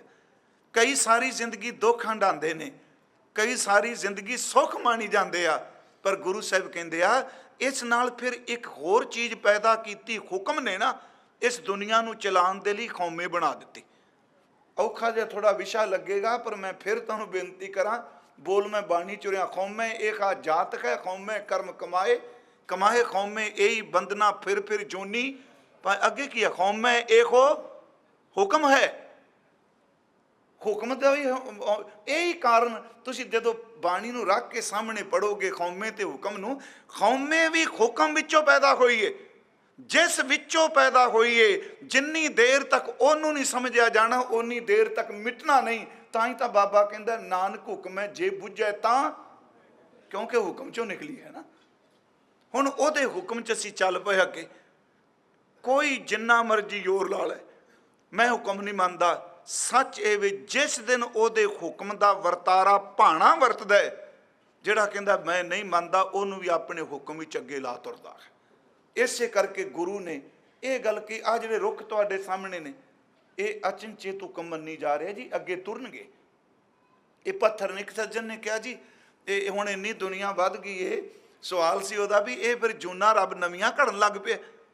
मैं एक बेनती की सी, प्यारिओ तुसीं इस प्लैनेट की गल मत करो, मत सोचो असीं जन्म इसे प्लैनेट की दुबारा लांगे। पता नहीं रब की रचनी हुई रचना विच किन्नियां कुकर्म भूमियां ने, उत्थे जीवन की जुगत वो नहीं हो सकती जिहड़ी इस धरती के उत्ते है। उहदे पसारे का तो अंत ही कोई नहीं। गुरु साहब ने तो शब्द वरतिया कि हुक्म रजाई चलना नानक लिखिया नाल। हुण इस तो अगली पौड़ी पढ़ो, तुम सब नूं चेते करे सो चंगा मान समझण लई इस पौड़ी लई जरूरी होवेगा। मैं दो पौड़ियां तीन जपजी साहब चो अर्ज करनियां। हजूर सच्चे पातशाह कहंदे ने फिर हुक्मी होवन आकार। हुक्म केवल बाहरमुखी ऑर्डर नहीं, उहदे विच आप हुक्मी वरत रहा। हुक्मी होवन आकार। पर जे किसी ज्ञानी नूं किसी सतपुरुष नूं कहें कि मैनू ये दसो भी हुक्म है कि, गुरु साहब कहते मैनू जिन्नी क समझ पई मैं तेनों उन्ना को कह दिता, पर हकीकत एवे अज तक कोई नहीं जम्मिया जिहड़ा रब दे हुक्म नूं मुकम्मल बयान कर सके। हुक्मी होवन आकार हुक्म ना कहा जाई। अगे हुण सुनियो जिहड़ी मैं गल कही भी हुक्म रजाई चलना, इहदी व्याख्या अगे भी हुक्म रजाई चलना दी। ये तो पौड़ी दर पौड़ी जब जपजी साहब का पाठ करने ना, मैं समझना जिमें स्टैप बाई स्टैप चले जाओ, उत्ते उत्ते चढ़ी जाता है। सच्ची मुच्ची पौड़ी एक एक पौड़ी का डंडा जप का सानू सचखंड तक लै जाता है। एक एक पौड़ी जी वो शब्द वरत्या हुक्मी हुक्म रजाई चलना नानक लिखिया नाल। फिर बाबा जी ने कहा हुक्मी होवन आकार हुक्म ना कहा जाए। अगे जी हुक्मी होवन जी, ये हुक्म विच सैल बनिया। हुक्मी होवन जी, हुक्म मिले वडियाई। हुक्मी उत्तम नीच, नीच भी उहदे हुक्म च ने। बड़ा औखा जी ये शब्द सुनना। परम सत तक पहुंचा स्वीकार कर लेंदा, चंगा भी तेरा ते मंदा भी तेरा, पाप भी तेरा ते पुण्य भी तेरा, ये सब तेरे ने। दास इसे करके कई बारी बेनती करता है कि गुरु तेग बहादुर साहब, चलो असीं भावें सुना देने आ, इस तरह क्या गुरु तेग बहादुर ते गुरु अर्जुन देव शहीद हुंदे आ, पर याद रखो जबान तो एक लफ्ज़ भी कहते नहीं तुहारा बेड़ा गर्क हो जाना है। हकीकत वो हुक्म विचों दखल नहीं देंदे, फिर हुक्मी अपने हुक्म का वरतारा वरता देंदा है, जिहड़ा हुक्म नूं सत करके मन जाता है। हुण आ जिहड़ा हुक्मी होवन जी, ये जी भी हुक्म च है, दुख भी हुक्म भी, सुख भी हुक्म च। हुक्मी होवन आकार हुक्म ना कहा जाई। हुक्मी होवन जी, हुक्म मिले वडियाई। हुक्मी उत्तम नीच, ये थोड़ी जी आप कर लीए। उत्तम भी वो हुक्म च, नीच भी वो हुक्म च, क्योंकि वो तो बिना कोई नहीं जी। बाबा जी ने एक शब्द वरत्या बिरख है हेड़ सब जंत इकट्ठे एक बोलन, एक तत्ते एक बोलन। रुख तो एक ही है ना। कहते कोई इन्ना कौड़ा बोलता, पुछो कुछ ना, कोई इन्ना मिठा बोलता तो सीने च वड़ जाता। बिरख है हेड़ सब जंत इकट्ठे एक तत्ते एक बोलन मिठे, अस्त उदोत भया उठ चले ज्यों ज्यों औद विहाणियां।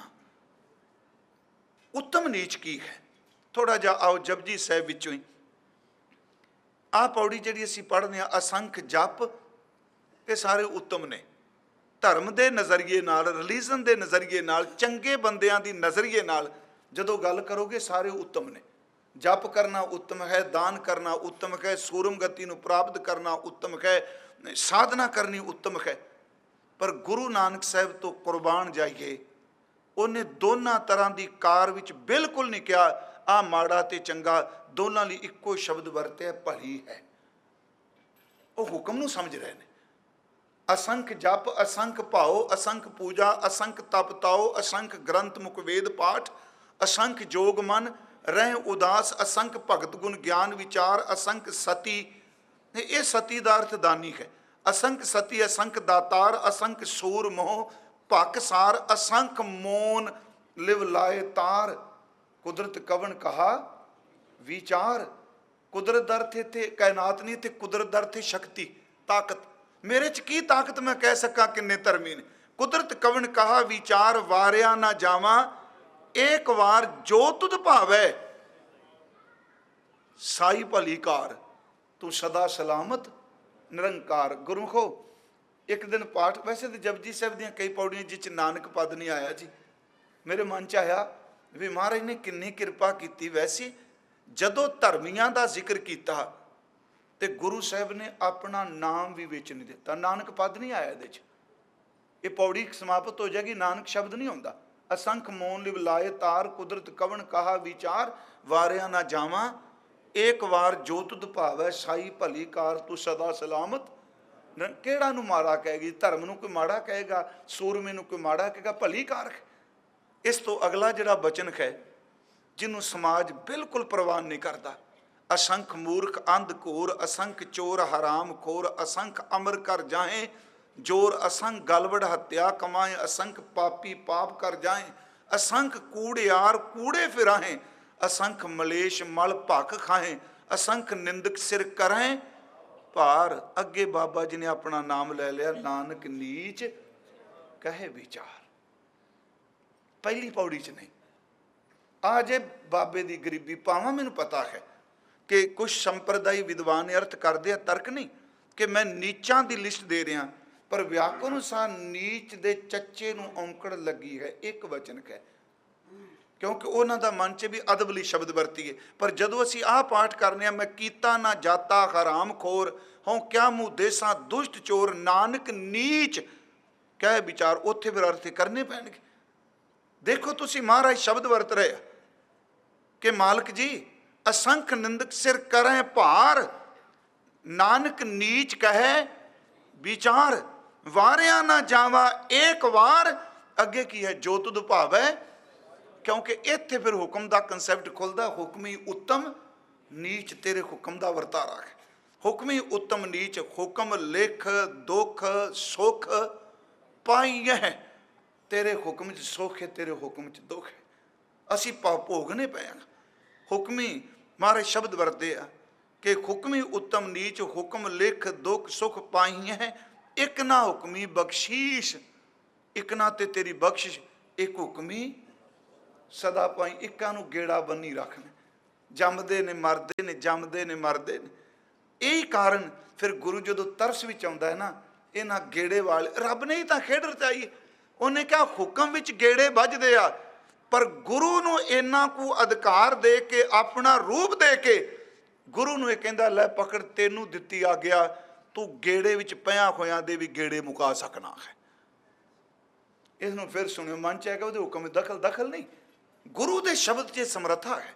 इसे करके गुरु साहब का एक बचन होंदा है कि आपे कुदरत साज के आपे करे विचार एक खोटे एक खरे आपे परखनहार खरे खजाने पाइए खोटे सटियां सड्डो कड्डो खोटियां नू बाहर। महाराज कहंदे रब कहंदा खोटे अंदर नहीं चाहिए, खोटे सटियां बाहर वार खोटे सच्ची दरगाह सुटियां। सच्ची दरगाह का मतलब वाहिगुरू दे घर चों बाहर धक दिता। किस आग्या करें पुकार किदे कोल जान, जिन्हों कहने रब सब नू रखदा उन्हें भी क्या मैं रखना चलो। अगे फिर महाराज कहंदे सतगुर पिछे भज पवें यहां करनी सार सतगुर खोटियों खरे करे शब्द सवारनहार। रब दे गुरु का क्यों रौला पाने गुरु वाले बनो भाई साहब सारे कहने क्योंकि गुरु कोलों स्टैंप है जिहड़ी ग्रेस दे के बंदे नू रब दे घर च प्रवान करा दिंदी है।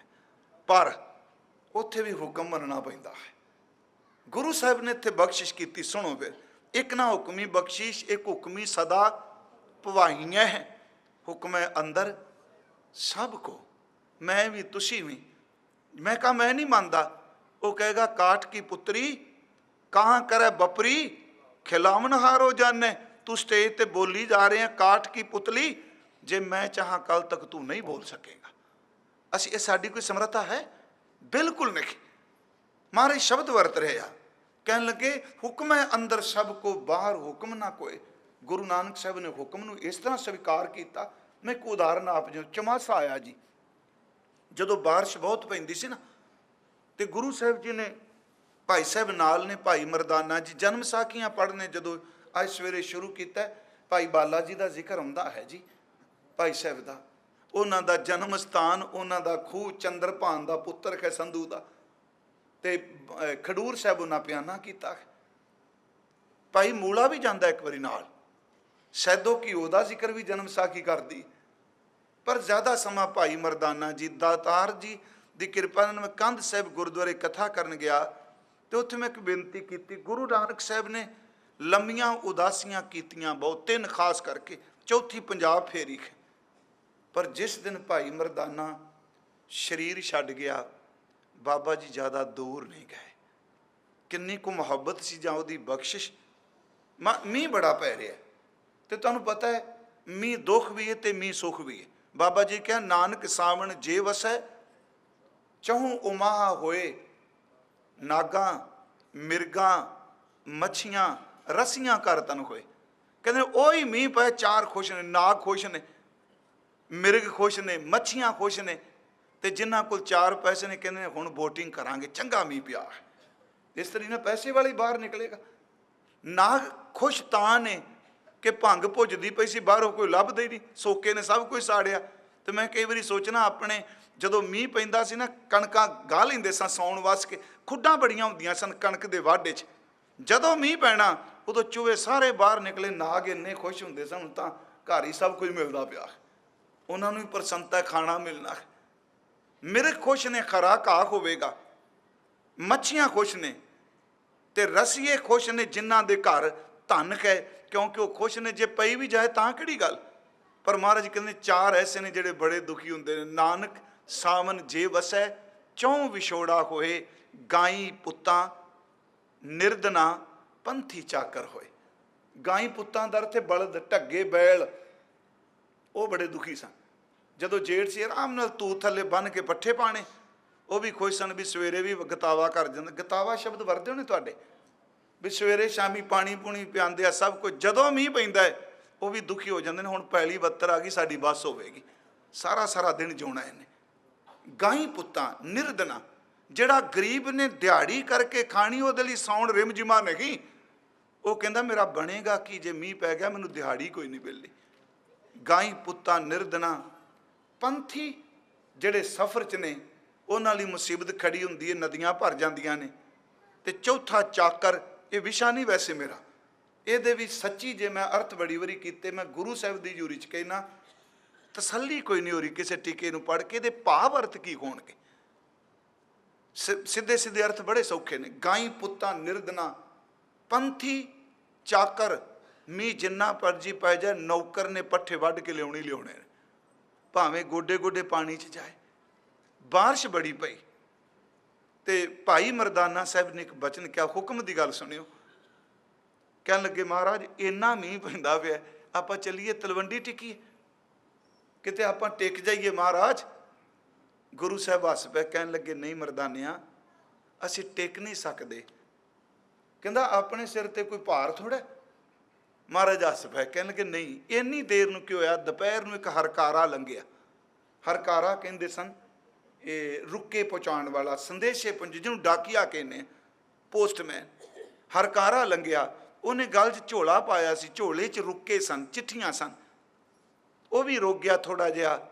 महाराज कहंदे तू कौन? कहंदा मैं बादशाह दा हरकारा वां। कहंदे इन्ना मीह पैंदा तू टिकदा नहीं? भाई मरदाना जी कोल सन, ते मन च आया महाराज इहनूं पुछदे की पता इन्हां दा ही फुरना बन गया होवे, टिक जाइए। कहंदे महाराज तू टिकदा नहीं, तैनूं टिका नहीं इन्ने मीह च, आ पैर तेरे चिक्कड़ ना लिबड़े। वो कहंदा संत जी बादशाह दा हरकारा वां, मीह पै सर्दी होवे लू चले, मेरा काम है वक्त सिर स्नेहा पहुँचाना है। बादशाह नहीं देखना मीह की है की, मैं वक्त सिर स्नेहा पहुँचाना वा। महाराज हस के कहते वेखो मरदानिया, एक बादशाह दा हरकारा है, रात नहीं वेंदा, दिन नहीं वेंदा, मौसम नहीं देखदा, मान नहीं देखदा, अपमान नहीं देखदा, ये तुरिया जांदा वक्त सिर स्नेह पहुँचाने लई। तेनों सच दसां, मेरे प्रीतम वाहिगुरू ने मैनू हरकारा बना के भेजिया। मैं नाम दे सनेहे लैके आया तो मैं ना रात चैन लैना है तो ना मैं दिने टिकना है। मैं मालक दे हुक्म दा हुक्मी बंदा, उहदे हुक्म च हाँ। इसे करके ये कली साखी नहीं बाणी चाहुंदा।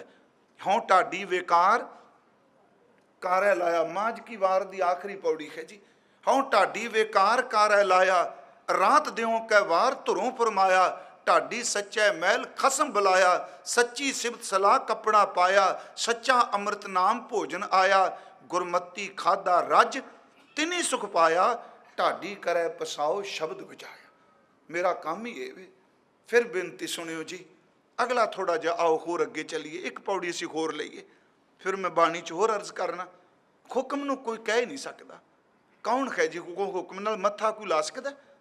मैं फिर तुहानूं बेनती करा, इस गल नूं समझिए। बड़ा मुश्किल जे मैं भी कथा च कह देंगा बड़ा भी हुक्म मान लो जी, भाणा मान लो जी। सच ये वे, हुक्म ते भाणा भी वो मनते ने जिन्हां ते तेरी नदर हो जाए। दूजे तो नहीं मन्निया जाता। दूजा उलांभे दिंदा है, टुट जाता अंदरों। गुरु साहब इत्थे बख्शिश करदा है। एक पौड़ी होर है जी, तुसीं देखियो उस पौड़ी की समाप्ति भाणे च है। वो पौड़ी है कि बहुता कर्म लिखिया ना जाए, वड्डा दाता तिल ना तमाए। केते मंगै जोध अपार, केतियां गणत नहीं विचार। केते खप टुटै बेकार, केते लै लै मुकर पाहें। केते मूर्ख खाही खाहें, केतियां दुख भूख सदमार। ए पे दात तेरी, ये हुक्म की व्याख्या कर रहे हैं महाराज जी।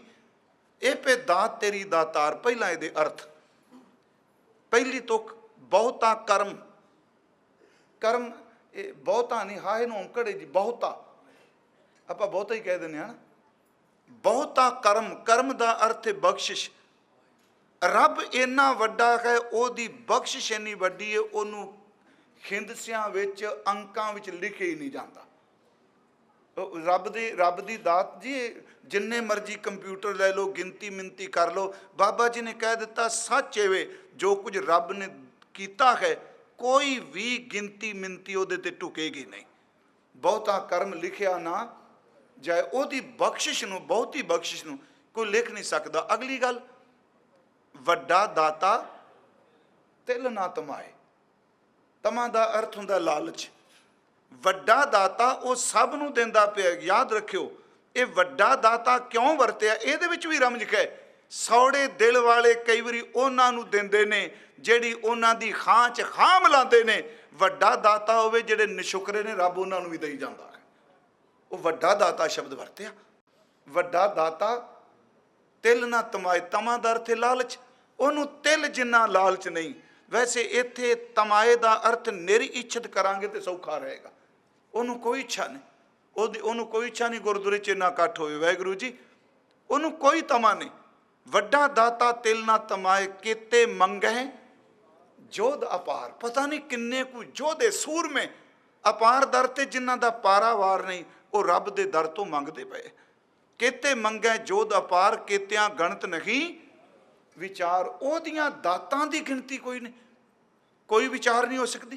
केते मंगै जोध अपार, केतियां गणत नहीं विचार। केते खप टुटै बेकार, ओनू तमा नहीं, वो दई जांदा है।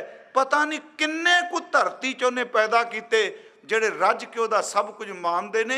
इन्नी मत पुठी हो गई, वो केवल वकारां विच ही खप खप के मर गए। वड्डा दाता वो कहंदा चलो कोई नहीं, तुहाडी मर्जी, खेड़ तां अपनी रचाई बैठा ना। केते खप टुटै बेकार, केते लै लै मुकर पाहें। केते मूर्ख खाई खाए। कई ਉਹਦਾ ਲੈ ਲੈ के मुकर जाते। तू सानू की दिता? आ ਜਿਹੜੇ मुकरदे उन्हां बारे सुखमनी साहिब च क्या 10 वस्तु ले पाछे पावे। मुकर गया ना, 10 दित्तियां वो नहीं चेते। एक वस्त कारण बेखोट गवावे, एक भी ना दे 10 भी हिरले तो मूढ़ा। कहो कहाँ करे, की करेगा मूर्खा। केते लै लै मुकर पाए। कई उहदियां दातां लै लै के मुकर जाते। गुरु इतिहास में भी ऐसा होया जी। गुरु अमरदास वेले गंगा राम का जिक्र आंदा, बिल्कुल कुछ कारोबार नहीं सी। गोइंदवाल आया, सेवा करे। महाराज ने हस के पूछ लिया किधर आए हैं? उन्हें कैसे महाराज कहें सेवा नहीं तो आया किसी होर ਲਈ है। उन्हें महाराज ने किरपा की, कुछ माया दी, कहते जा व्यापार कर पर चेते रखी इस घर में। दिल्ली गए ना व्यापार किया जी, उन्होंने भुल गया। शैक्सपीयर कहता है बहुत बंदे घट ने जेड़ा अपना पिछोकड़ कदी नहीं भुलते। उन्हें एक उदाहरण दी सी, कहता है आ लकड़ वाली सीढ़ियां वरतते सन, पौड़ियां, कहता एक एक स्टैप लैके बंदा छत ते चढ़ता है। छत ते चढ़िया पहला काम ये करता है जिस पौड़ी ने चाढ़िया वो वल पिठ कर लेंदा है तो नैचुरली ना, पर वो समझाने लिए कहता जिस पौड़ी ने चढ़ाया वो वाली पिठ। जेड़े बंदे पिछोकड़ भुल जाते आ, याद रखियो हुंदा दुनिया च दुखी होने वाले, उन्होंने भुल गया। इत्थे कोई गरीब पंडित आ गया, उन्हें कहा महाराज मेरी बेटी की शादी है, मेरे लिए कृपा करो। गुरु घर च हुंदा सी जी, पहला लोड़वंद की मदद लिए सब कुछ हुंदा सी। ते महाराज ने कहा भी अपना गंगा राम हुंडी लिख दी, इन्ने दे दिओ।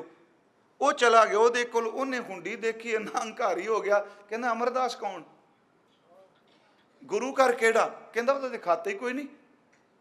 वो वापस आ गया बेचारा पुठे पैरी, कहता महाराज उन्हें तो विचों ना ही कढ़ दिता। हस के कहते चलो कोई नहीं, जो उन्हें भी कढ़ दिता इथों भी कढ़ दिता।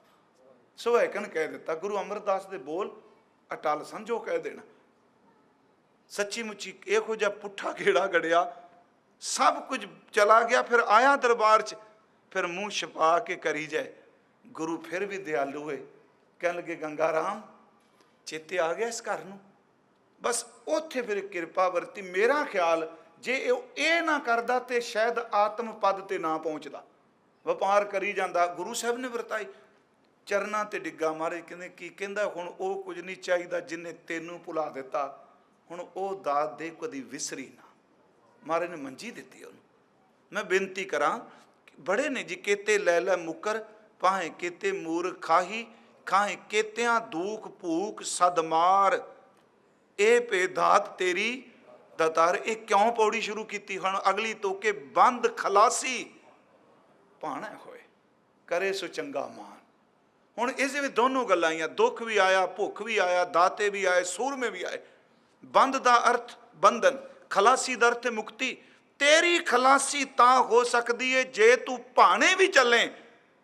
तो याद रखी भाने तो बिना कोई शब्द ना वरती। अगे महाराज ने एक शब्द जिहड़ा वरते है, बंद खलासी भाना होए, होर आख ना सकै कोई। कोई दसो दुनिया च कह तेरी मुक्ति हो जाएगी, भाने तो बिना नहीं। अखीर इस पुल थल्यों पानी लंघना, हुक्म भाना रजा, ये थल्यों फुरमान। बंद खलासी भाना होए, होर आख ना सकै कोई। तो महाराज जे कोई छाती ठोक के कह मैं नहीं हुक्म मानता, महाराज कहते जे को खायक, खायक का अर्थ ना मूर्ख, जे मूर्ख कोई कह मैं नहीं मानता हुक्म, जे को खायक आखण पाए वो जाने जेतियां मूँह खाए का अर्थ जिन्नियां जुत्तियां वो मूँह ते पैंदियां उन्होंने पता लगता है। अर्थ ये नहीं जी सीधे। मेरे कहण तो मुराद सिर्फ अज इन्नी सी जी। हुक्म की गल असीं शुरू की, अर्थ तां करांगे आपां, करे सो चंगा मान। पर समस्या ये वे साडी ईगो फिर पड़चोल करदी है। हौमे कहंदी है, हौमी है ना जी। जदों वाह वाह मिलती हुक्म कहंदी, हौमे कहंदी बहुत चंगा। जदों बेइज्जती हुंदी हौमे कहंदी तेरे पल्ले कुछ नहीं रह गया। क्योंकि ये वरतारा वरतांदी हुक्म तो दूर ले जाण दा। फिर बेनती सुनियो, ये हुक्म तो दूर ले जाती। जे लाभ मिलता है तो हौमे कहंदी वाह वाह, घाटे पैंदे ने हौमे, हौमे रोंदी है। गुरु साहब कहते हैं जिस दिन कौमे मर गई उस दिन हुक्म जिस तरह भी वरते बंदा स्वीकार करी जाता है। आओ थोड़ा जा बाणी चो असीं दर्शन करिए। बाबे फरीद के दो बचन ने, उन्होंने एक तो बचन कहा जी कि तीन गल्लां जिसनों रब बख्शिश करके दे देवे उहदे लई कदी रब दे बूहे बंद नहीं हुंदे। सब तो पहला दुख ते सुख नूं एक बराबर जाने। श्लोक आप नूं याद होना। पहला दुख ते सुख नूं एक बराबर। दूजी गल अंदरों विकारां दी मैल नूं खुरच के बाहर सट्टदा। तीजी गल जो रब करदा उहदे ते कदी तर्क नहीं करना, उन्होंने भला करके मन्नी जाओ, ले बूहे कदी बंद नहीं होणगे। फरीदा दुख सुख एक कर, एक करे सो चंगा मान। दुख सुख एक कर, दिल ते लाहे विकार, दिल तो विकारां दी मैल ला दे। अल्लाह भावै सो भला, करे सो चंगा मान। जो ਉਹਨੂੰ ਚੰਗਾ ਲੱਗਦਾ ਇਸ ਤਰੀ ਚੰਗਾ। ਮੈਂ ਇੱਕ ਵਾਰੀ ਕਿਹਾ, ਆਪਾਂ ਜਿੰਨਾ ਪਾਣੀ ਲਾਇਆ ਨਾ, ਨਾਰ ਦਾ ਪਾਣੀ ਲਾਇਆ ਹੋਣਾ, ਬਜ਼ੁਰਗ ਬੈਠੇ ਆ, ਤੇ ਜਦੋਂ ਨਗਾਲ ਆਉਂਦਾ ਸੀ, ਨਗਾਲ ਸ਼ਬਦ ਸਮਝਦੇ ਨੇ ਆਪਾਂ, ਇਹ ਮੈਂ ਜਾਣ ਬੁੱਝ ਕੇ ਪੁਰਾਣੇ ਸ਼ਬਦ ਵਰਤਣਾ, ਮੈਨੂੰ ਪਤਾ ਇਹ ਸ਼ਬਦਾਂ ਦੀ ਮੌਤ ਹੋ ਚੁੱਕੀ ਹੈ, ਇਹ ਸ਼ਬਦ ਨਹੀਂ ਰਹੇ। ਉਹ ਜਦੋਂ ਨਾਰ ਦਾ ਪਾਣੀ ਵੱਢਣਾ ਖਾਲ ਚੋਂ, ਤੇ ਜਿਹੜਾ ਤੀਲੇ ਪਏ ਹੁੰਦੇ ਸਨ ਨਾ ਨਗਾਲ ਦੇ ਨਾਲ, ਮੈਂ ਕਿ ਮੈਨੂੰ ਚੇਤਾ ਆ ਜਾਂਦਾ ਫਿਰ ਉੱਥੇ ਵੀ ਆ ਵੀ ਹੁਕਮ ਤੇ ਢੁਕਦਾ। ਕਈ ਤੀਲੇ ਜਿਹੜੇ ਸਨ ਚੌੜੇ ਰਾਹ ਪਏ, ਚੌੜੇ ਦੁੱਖ ਪਏ ਹੁੰਦੇ ਸਨ ਖਾਲ 'ਚ। ਜਦੋਂ ਪਾਣੀ ਆਉਣਾ ਤੇ ਤੀਲੇ ਅੱਗੇ ਅੜ ਜਾਣਾ, ਇੰਝ ਲੱਗਣਾ ਵੀ ਸਾਰੇ ਪਾਣੀ ਨੂੰ ਰੋਕ ਲੈਣਗੇ। ਕਈ ਤੀਲੇ ਇੰਨੇ ਸਿਆਣੇ ਹੁੰਦੇ ਸਨ, ਸਿੱਧੇ ਤੁਰੇ ਜਾਂਦੇ ਜਿੱਧਰ ਪਾਣੀ, ਸਿੱਧੇ ਰੁਕ ਸਨ। ਜਿਹੜਾ ਤੀਲਾ ਅੜੇਗਾ ਪਾਣੀ ਨੂੰ ਉਹਨੂੰ ਵੀ ਰੋੜ ਕੇ ਲੈ ਜਾਣਾ, ਜਿਹੜਾ ਸਿੱਧਾ ਚੱਲ ਪੂਗਾ ਸੌਖਾ ਰਹੇਗਾ। ਉਹਦਾ ਹੁਕਮ ਤਾਂ ਸੱਚੀ ਮੁੱਚੀ ਇੱਕ ਵਹਿਣ ਹੈ। ਸਿੱਧਾ ਹੋ ਕੇ ਸੱਤ ਬਚਨ ਕਰਕੇ ਚੱਲੇਗਾ ਤੇ ਮੁਕਤੀ ਹੈ। ਦੁੱਖ ਸੁੱਖ ਇੱਕ ਕਰ, ਦਿਲ ਤੇ ਲਾਹੇ ਵਿਕਾਰ, ਅੱਲਾ ਭਾਵੈ ਸੋ ਭਲਾ। ਜੋ ਰੱਬ ਕਰਦਾ ਉਹ ਭਲਾ ਹੈ, ਤਾਂ ਲੱਭੀ ਦਰਬਾਰ ਤੈਨੂੰ। ਮਹਾਰਾਜ ਕਹਿੰਦੇ ਜਾਏ ਪੁੱਛੋ ਸੁਹਾਗਣੀ ਵਾਹ, ਕਿੰਨੀ ਬਾਤੀ ਸੋ ਪਾਈ ਹੈ। ਜੋ ਕਿਛ ਕਰੈ ਸੋ ਭਲਾ ਕਰਮਾਨੀਏ, ਚੰਗਾ ਉਹਨੂੰ ਚੰਗਾ ਜਾਣ। ਕੱਲ ਪਰਸੋਂ ਇੱਕ ਉਦਾਹਰਨ ਦਿੱਤੀ, ਮੈਨੂੰ ਯਾਦ ਹੈ, ਮੈਂ ਪਿਛਲੇ ਸਾਲ ਵੀ ਕਹਿ ਗਿਆ। ਚਲੋ ਉਦਾਹਰਨ ਹੀ ਕੱਲ ਭਾਈ ਸਾਹਿਬ ਦੁਬਾਰਾ ਪੁੱਛਦੇ ਸਨ। ਮੈਂ ਕਿਹਾ ਕਿ ਗੁਰੂ ਸਾਹਿਬ ਆਪਣੀ ਖਿਆਤੀ ਵਿੱਚ ਜਦੋਂ ਕੋਈ ਜਗਿਆਸੂ ਸਵਾਲ ਪੁੱਛਦਾ ਸੀ ਨਾ, ਤੇ ਮਹਾਰਾਜ ਸਭ ਕੁਝ ਨਿਵਰਤ ਕਰ ਸਕਦੇ। ਉਸ ਦਿਨ ਮੈਂ ਕਿਹਾ ਕਿ ਇਹ ਸੰਗਤ ਨੇ ਇੱਕ ਦਿਨ ਪੁੱਛਿਆ ਕਿ ਮਹਾਰਾਜ ਸਭ ਤੋਂ ਪਿਆਰਾ ਸਿੱਖ ਕਿਹੜਾ ਹੈ, ਤੇ ਗੁਰੂ ਗੋਬਿੰਦ ਸਿੰਘ ਕਹਿੰਦੇ ਨੇ ਭਾਈ ਦਇਆ ਸਿੰਘ ਜੀ ਨੂੰ ਪੁੱਛ ਲਓ। ਕਿਉਂ? ਕਿਉਂਕਿ ਦਇਆ ਸਿੰਘ ਦੇ ਅੰਦਰ ਸਿੱਖੀ ਨਿਕਲਦੀ ਪਈ ਹੈ। ਫਿਰ ਜਦੋਂ ਜਾਂਦੇ ਨੇ ਪੁੱਛਦੇ ਨੇ ਸਭ ਤੋਂ ਪਿਆਰਾ ਸਿੱਖ ਕੌਣ, ਤੇ ਭਾਈ ਦਇਆ ਸਿੰਘ ਕਹਿੰਦੇ ਆ ਸਤਿਗੁਰਾਂ ਨੇ ਭੇਜਿਆ। ਕਹਿੰਦੇ ਖਾਂ, ਕਹਿਣ ਲੱਗੇ ਮਨ ਤੇ ਕਹਿ ਮੁਖ ਤੇ ਸਦਾ ਲਿਵ ਨਾਮ ਲਗਾਵੈ, ਸੂਰਜ ਪ੍ਰਕਾਸ਼ ਹਾਥਨ ਸਿਉ ਕਰ ਟਹਿਲ ਕੋ ਸਿੱਖ ਸੰਤ ਰਜਾਵੈ, ਸੋ ਮਮ ਪਿਆਰੋ ਅਦਕ ਹੈ ਬਸ ਰਹੂੰ ਸਦੀਵਾ, ਕਰਨੀ ਉੱਚੀ ਨਿਤ ਕਰੈ ਰਾਖੈ ਮਨ ਨੀਵਾ। ਬਸ ਆਹੀ ਸਿੱਖ ਪਿਆਰਾ ਜੇ। ਹੁਣ ਮਹਾਰਾਜ ਨਹੀਂ ਸਨ ਕਹਿ ਸਕਦੇ ਗੁਰੂ ਗੋਬਿੰਦ ਸਿੰਘ ਵੀ ਇਸ ਤਰ੍ਹਾਂ ਕਰ ਲਓ। ਕਹਿੰਦੇ ਪਿਆਰੇ ਭਾਈ ਦਇਆ ਸਿੰਘ ਜੀ ਨੂੰ ਪੁੱਛ ਲਓ। ਮੈਂ ਬੇਨਤੀ ਕੀਤੀ ਉਸ ਦਿਨ, ਜਿਸ ਦਿਨ ਇਹ ਪਾਠ ਆਇਆ ਕਿ ਆ ਭਾਣਾ ਮੌਤ ਜਨਮ ਦੁੱਖ ਸੁੱਖ, ਜਿਹੜਾ ਹੁਣ ਅੱਜ ਕਥਾ ਕਰ ਰਹੇ ਹਾਂ, ਕੋਈ ਹੁਕਮ ਮੰਨਣ ਵਾਲਾ ਗੁਰੂ ਅਰਜੁਨ ਦੇਵ ਨੂੰ ਜਿਸ ਸਿੱਖ ਨੇ ਪੁੱਛਿਆ, ਉਹਦਾ ਨਾਮ ਭਾਈ ਗੁਰਮੁਖ ਸੀ। ਮੈਂ ਸਿਰਫ 3 ਗੱਲਾਂ ਉਹਨਾਂ ਦੀਆਂ ਕਹਿਣੀਆਂ ਨੇ, ਸਾਖੀ ਨਹੀਂ। ਉਹ ਕਹਿੰਦਾ ਮਹਾਰਾਜ ਜੀ ਕਿਵੇਂ ਹੋ ਸਕਦਾ, 5 ਤੱਤਾਂ ਦਾ ਪੁਤਲਾ, ਘਰ ਬੱਚੇ ਜੰਮੇ, ਮਾਂ ਪਿਓ ਭੈਣ ਭਰਾ ਸਮਾਜ ਵਿੱਚ ਰਹਿੰਦਾ ਹੈ, ਤੇ ਉਹਦੇ ਨਾਲ ਕੁਝ ਵਾਪਰ ਜਾਏ ਤੇ ਦੁੱਖ ਸੁੱਖ ਤੋਂ ਨਿਰਲੇਪ ਹੋਵੇ। ਸਤਿਗੁਰੂ ਕਹਿੰਦੇ ਨੇ ਗੁਰਮੁਖ ਤੂੰ ਗੁਜਰਾਤ ਚਲਾ ਜਾ। ਕਿੱਥੇ ਜੀ? ਭਾਈ ਭਿਖਾਰੀ ਦੇ ਮੁੰਡੇ ਦਾ ਵਿਆਹ, ਉੱਥੇ ਜਾ। ਸਭ ਨੂੰ ਪਤਾ ਹੈ ਜੀ, ਭਾਈ ਗੁਰਮੁਖ ਹੁੰਦੇ ਨੇ, ਮੈਂ ਡਿਟੇਲ 'ਚ ਨਹੀਂ। ਵਿਆਹ ਹੈ ਭਾਈ ਭਿਖਾਰੀ ਦੇ ਬੇਟੇ ਦਾ, ਤੇ ਸਾਰੇ ਜੀ ਖੁਸ਼ ਨੇ। ਤੁਹਾਨੂੰ ਪਤਾ ਹੈ ਵਿਆਹ ਵਿੱਚ ਜੋ ਕੁਝ ਹੁੰਦਾ ਸੀ, ਆਪਣਾ ਮਠਿਆਈਆਂ ਬਣ ਰਹੀਆਂ ਨੇ, ਧੀਆਂ ਭੈਣਾਂ ਆਪਣੀਆਂ ਰਸਮਾਂ 'ਚ ਪਈਆਂ ਨੇ, ਉੱਥੇ ਹਲਵਾਈ ਲੱਗੇ, ਦਰਜੀ ਲੱਗੇ, ਤੇ ਇਹ ਗੁਰਮੁਖ ਬੈਠਾ, ਸਾਰੇ ਆਪਣੇ ਹੱਥੀਂ ਕਰਦਾ ਪਿਆ। ਵਿਆਹ ਦੀ ਡੇਟ ਲਿਖੀ, ਸਾਰੀ ਚਿੱਠੀ ਲਿਖੀ, ਸਭ ਕੁਝ ਲਿਖਿਆ, ਤੇ ਘਰਦਿਆਂ ਨੂੰ ਕਹਿੰਦਾ ਜੀ ਮੈਨੂੰ ਵੀ ਕੰਮ ਦੇ ਦਿਓ। ਸੁਬਹ ਤੇ ਧਾਗਾ ਸੇਬਾ ਲੈ ਕੇ ਤੱਪੜ ਛੂਈ ਜਾਂਦਾ ਹੈ। ਗੁਰਮੁਖ ਜਾਂਦਾ ਬਿਨਾਂ ਸੱਦੇ ਤੋਂ। ਉਹ ਕਹਿੰਦਾ ਮੈਨੂੰ ਗੁਰੂ ਅਰਜਨ ਦੇਵ ਜੀ ਨੇ ਭੇਜਿਆ। ਭਾਈ ਭਿਖਾਰੀ ਸਤਿਕਾਰ ਕਰਦੇ ਆ, ਤੇ ਬੈਠਿਆਂ ਪੁੱਛਦਾ ਵਿਆਹ ਤੇ ਤੁਸੀਂ ਕਰਦੇ ਪਏ ਹੋ? ਕਹਿਣ ਲੱਗੇ ਇਹਦੀ ਵੀ ਲੋੜ ਪੈਣੀ ਹੈ ਨਾ। ਉਹ ਕਹਿੰਦਾ ਤੱਪੜ ਦੀ ਕਾਹਦੀ ਲੋੜ? ਕਹਿੰਦੇ ਨਹੀਂ ਇਹਦੀ ਕੱਲ੍ਹ ਨੂੰ ਲੋੜ ਪੈਣੀ, ਬਰਾਤ ਚੜ੍ਹਨ ਤੋਂ ਬਾਅਦ ਲੋੜ ਪੈਣੀ। ਮੈਂ ਬੇਨਤੀ ਕਰਾਂ, ਸੱਚੀ ਮੁੱਚੀ ਪੁੱਤਰ ਦਾ ਵਿਆਹ ਜੀ, ਉਸੇ ਪੁੱਤਰ ਦੀ ਮੌਤ ਹੋ ਗਈ। ਇਹ ਸਾਡਾ ਇਤਿਹਾਸ ਹੈ। ਮੈਂ ਤਾਂ ਬੇਨਤੀ ਕੀਤੀ, ਕਰੇ ਸੋ ਚੰਗਾ ਮਾਨ। ਕਥਾ ਬੜੀ ਸੌਖੀ ਜੇ, ਮੰਨਣਾ ਗੁਰਮੁਖੋ ਬੜਾ ਔਖਾ ਜੇ। ਜੇ ਤੇ ਕਿਰਪਾ ਕਰੇ ਤਾਂ ਭਾਣੇ ਮੰਨੇ ਜਾਂਦੇ ਨੇ, ਨਹੀਂ ਤੇ ਬੰਦਾ ਟੁੱਟ ਜਾਂਦਾ ਹੈ। ਦੂਜੇ ਕਹਿਣ ਲੱਗੇ ਕੱਲ ਲੋੜ ਹੈ। ਦੂਜੇ ਦਿਨ ਉਹੀ ਪੁੱਤਰ ਮਰਿਆ ਜਿਹਦਾ ਵਿਆਹ ਸੀ, ਉਹਦੀ ਅਰਥੀ ਚੁੱਕੀ, ਸਿਮਰਨ ਕਰੇ, ਬਾਣੀ ਪੜ੍ਹੇ। ਗੁਰਮੁਖ ਚੁੱਪ ਕਰ ਗਿਆ ਸਵਾਲ ਕਰਨ ਵਾਲਾ। ਕਈ ਵਾਰੀ ਬੰਦਾ ਸਵਾਲ ਕਰ ਲੈਂਦਾ, ਤਾਬ ਨਹੀਂ ਝੱਲੀ ਜਾਂਦੀ ਜੀਵਨ ਦੀ। ਡਰ ਗਿਆ ਵੀ ਆਹ ਕੀ ਬਣ ਗਿਆ। ਪੁੱਤਰ ਦਾ ਸੰਸਕਾਰ ਕੀਤਾ। ਸ਼ਾਮ ਨੂੰ ਇਕੱਠੇ ਬੈਠੇ, ਭਾਈ ਭਿਖਾਰੀ ਨੂੰ ਪੁੱਛਦਾ, ਗੁਰਮੁਖ ਇਹ ਕੀ? ਉਹਨੇ ਕਿਹਾ, ਮੇਰੀ ਗੱਲ ਸੁਣ, ਇਹ ਗੁਰੂ ਅਰਜਨ ਦੇਵ ਸੱਚੇ ਪਾਤਸ਼ਾਹ ਜੀ ਉਹਨਾਂ ਮੇਰੇ ਕੋਲ ਤੈਨੂੰ ਭੇਜਿਆ, ਬਸ 3 ਗੱਲਾਂ ਚੇਤੇ ਰੱਖੀ। ਸਿਮਰਨ ਇਸ ਕਰਕੇ ਕਰਨਾ, ਕੋਈ ਘਟਨਾ ਵਾਪਰ ਜਾਏ ਤੇ ਚੰਗਾ ਕਹਿਣ ਦੀ ਜਾਚ ਆ ਜਾਏ। ਉਹਨੂੰ ਚੰਗਾ ਇੰਨਾ ਕਹਿਣਾ, ਉਹਦਾ ਕੰਮ ਕੋਈ ਮਾੜਾ ਲੱਗੇ ਹੀ ਨਾ। ਪਹਿਲੀ ਗੱਲ ਕਿ ਭਾਣੇ 'ਚ ਰਹਿਣਾ ਹੈ। ਦੂਜੀ ਗੱਲ, ਸਿਮਰਨ ਤੋਂ ਬਿਨਾਂ ਭਾਣਾ ਨਹੀਂ ਮੰਨਿਆ ਜਾਂਦਾ। ਤੇ ਤੀਜੀ ਗੱਲ ਉਹਨਾਂ ਕਹੀ ਕਿ ਦੇਹ ਅਧਿਆਸ ਤੋਂ ਹਰ ਚੀਜ਼ ਦ੍ਰਿਸ਼ਟਮਾਨ ਨੂੰ ਝੂਠੀ ਜਾਣ ਕੇ ਰੋਜ਼ ਅਭਿਆਸ ਕਰਨਾ ਹੈ। ਸੁਣੋ ਬੇਨਤੀ, ਆ ਮੇਰਾ ਸਰੀਰ ਹੈ। ਅੱਜ ਮੈਂ ਕਹਾਂਗਾ ਨਾ ਬਿਨਸਨਾਰ ਨਹੀਂ, ਕਿਉਂ ਨਹੀਂ ਬਿਨਸਨਾਰ? ਅੱਜ ਤੋਂ 15 ਸਾਲ ਪਹਿਲਾਂ ਚਿੱਟੇ ਕੋਈ ਨਹੀਂ ਸਨ। ਇਹ ਚਿੱਟੇ ਕਹਿੰਦੇ ਪਿਆ ਬਿਨਸ ਦਾ ਪਿਆ ਹੈ। ਦ੍ਰਿਸ਼ਟਮਾਨ ਨੂੰ ਇਸ ਤਰ੍ਹਾਂ ਦੇਖ ਵੀ ਨੇ ਬਿਨਸਨਾ ਹੈ। ਦੇ ਅਧਿਆਸ ਨਹੀਂ ਪੈਣਾ, ਸਿਮਰਨ ਨਹੀਂ ਛੱਡਣਾ, ਭਾਣਾ ਮੰਨਣਾ। ਕਹਿਣ ਲੱਗੇ 3 ਗੱਲਾਂ ਜ਼ਿੰਦਗੀ 'ਚ ਲੈ ਲਈ, ਗੁਰੂ ਤੈਨੂੰ ਮੁਕਤ ਕਰ ਦੇਗਾ। ਇਹ ਕਵੀ ਸੰਤੋਖ ਸਿੰਘ ਨੇ ਲਿਖਿਆ ਹੈ, ਤਾਂ ਤੇ ਭੋਗ ਗੁਰਮੁਖ ਸੁਨ ਲੀਜੈ, ਕਰੇ ਸੋ ਚੰਗਾ ਮਾਨ। 2 ਹੀ ਗਣਤ ਲਾਹੇ, ਤਾਂ ਤੇ ਭੋਗ ਗੁਰਮੁਖ ਸੁਨ ਲੀਜੈ, ਭਾਣਾ ਮਾਨਣ ਮਨ ਥਿਰ ਕੀਜੈ। ਮਨ ਨੂੰ ਟਿਕਾ ਮੰਨਣਾ। ਜੈਸੀ ਆਗਿਆ ਕੀਨੀ ਠਾਕੁਰ, ਤਿਸ ਤੇ ਮੁਖ ਨਹੀਂ ਮੋਰਿਓ, ਸਹਿਜ ਆਨੰਦ ਰੱਖਿਓ ਗ੍ਰਹਿ ਭੀਤਰ। ਉਠ ਉਆਹੂ ਕੋ ਦੌਰਿਓ, ਕਰੇ ਸੋ ਚੰਗਾ ਮਾਨ। ਉਠ ਉਆਹੂ ਕੋ ਦੌਰਿਓ, ਆਗਿਆ ਮੈਂ ਭੂਖ, ਸੋਈ ਕਰ ਸੂਖਾ। ਸੋਗ ਹਰਖ ਨਹੀਂ ਜਾਣਿਓ, ਜੋ ਜੋ ਹੁਕਮ ਭਇਓ, ਸਾਹਿਬ ਕੋ ਸੋ ਮਾਥੇ ਲੈ ਮਾਨਿਓ। ਤਾਂ ਤੇ ਭੋਗ ਗੁਰਮੁਖ ਸੁਨ ਲੀਜੈ, ਭਾਣਾ ਮਾਨਣ ਮਨ ਥਿਰ ਕੀਜੈ।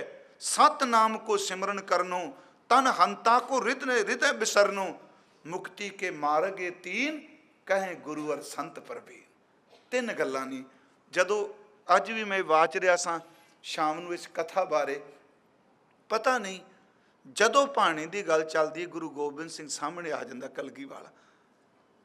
ਵਾਰ-ਵਾਰ ਉਹ ਚੇਤੇ ਹੁੰਦੇ ਨੇ। ਗੁਰਮੁਖੋ, ਸਤਿਗੁਰੂ ਗੁਰੂ ਗੋਬਿੰਦ ਸਿੰਘ ਮਹਾਰਾਜ ਭਾਣੇ ਦਾ ਸ਼ਿਖਰ ਹੈ। ਕਵੀ ਸੈਨਾਪਤ ਨੇ ਇੱਕ ਮਹਾਰਾਜ ਦੇ ਬਾਰੇ ਲਿਖਿਆ। ਉਹ ਕਹਿੰਦੇ ਨੇ ਗੁਰੂ ਗੋਬਿੰਦ ਸਿੰਘ ਏਕ ਓਂਕਾਰ ਹੈ। ਉਹਨਾਂ ਸ਼ਬਦ ਏਕ ਓਂਕਾਰ ਵਰਤਿਆ। ਵਿਸਤਾਰ ਕਰਦਾ ਆਪੇ ਸਮੇਟ ਕੇ, ਫਿਰ ਕੱਲਾ ਬੈਠਾ ਆਪਣੀ ਮੌਜ ਝੱਸਦਾ।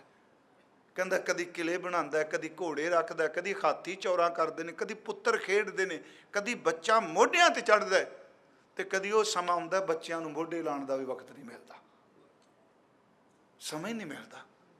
ਪਰ ਮੈਂ ਇੱਕ ਬੇਨਤੀ ਕਰਾਂ, ਮੈਨੂੰ ਯਾਦ ਹੈ ਹਕੀਮ ਅੱਲਾ ਯਾਰ ਖਾਂ ਜੋਗੀ ਦੀਆਂ 2 ਸਤਰਾਂ, ਉਹਦੇ 'ਚੋਂ ਲਿਖਦਾ ਹੈ ਗੁਰੂ ਗੋਬਿੰਦ ਸਿੰਘ ਜੀ ਬਾਰੇ ਕਿ ਜਬ 1.5 ਘੜੀ ਰਾਤ ਗੁਜ਼ਰੀ ਜ਼ਿਕਰੇ ਖੁਦਾ ਮੇਂ। ਚਮਕੌਰ ਸਾਹਿਬ ਦੀ ਪੂਰਵ ਸੰਧਿਆ ਸ਼ਹਾਦਤਾਂ ਤੋਂ, ਸਵੇਰੇ ਸ਼ਹੀਦ ਹੋਣਾ ਸਿੱਖਾਂ ਨੇ, ਪੁੱਤਰਾਂ ਨੇ। ਮੇਰੀ ਮਜਬੂਰੀ, ਮੈਂ ਸਾਖੀ ਜਾਣ ਬੁੱਝ ਕੇ ਲੈਣਾ ਕਿਉਂਕਿ ਗੱਲ ਸਮਝ ਪੈ ਜਾਏ ਆਪਾਂ ਕਥਾ ਕੀ ਕਰਨੇ ਪਏ, ਕਿਤੇ ਗਿਆਨ ਹੀ ਨਾ ਘੋਟਦੇ ਰਹੀਏ, ਸਮਝ ਪੈ ਜਾਏ। ਮਹਾਰਾਜ ਕਹਿੰਦੇ ਉਹ ਰਾਤ ਸਵੇਰੇ ਪੁੱਤਰਾਂ ਸ਼ਹੀਦ ਹੋਣਾ। ਉਹ ਮੁਸਲਮਾਨ ਮੈਂ ਕਹਿੰਦਾ ਸ਼ਰਧਾ 'ਚ ਭੇਜਾ ਲਿਖਦਾ ਹੈ, ਡਬ 1.5 घड़ी रात गुजरी जिक्रे खुदा में, खैमे से निकल आए सरकार हवा में। कदमों से टहलते थे मगर दिल था दुआ में, बोले ऐ खुदावंद खुश हूं तेरी रजा में। करतार से कहते थे गोया रूबरू होकर, कल जाऊंगा मैं चमकौर से सुरखरू होकर। देखो ये शिखर है जी, कल जाऊंगा मैं चमकौर से सुरखरू होकर। मैं तेरा हूं, मेरे बच्चे भी तेरे हैं मौला, ये मेरा परिवार तेरा है।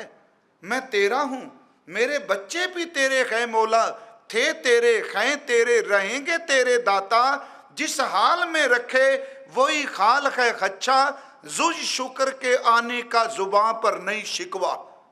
शुक्र ते शिकवा 2 शब्द ने जी। मनमुख बंदे शिकवे देंदे आ, गुरमुख बंदे शुक्र मनाते आ। नहीं जबान पर शिकवा नहीं, जो जुबान दे उत्ते कोई शिकवा नहीं। अगली गल पुत्रां कोल जांदे आ, देख के कहंदे आ बेटा, मैं कहना कमाल कर दी उन्हें। रात का दृश्य पेश किया हकीम ने। वो कहंदा पुत्रां वड्डियां नूं देख के कहंदा बेटा थे 4 हो अब 2 ही। ਇਹਦਾ मतलब आनंदपुर साहब तो चले 4 साहिबजादे नाल गए। थे 4 हो अब 2 ही। साहिर, साहिर दा लफ्जी अर्थ ते सवेरा है जी। साहिर ये भी ना होंगे, हम सब्र करेंगे अगर ये भी ना होंगे, मैं तेरा शुक्र करांगा। मैं फिर अर्ज करा कि गुरमुखो करे सो चंगा मान।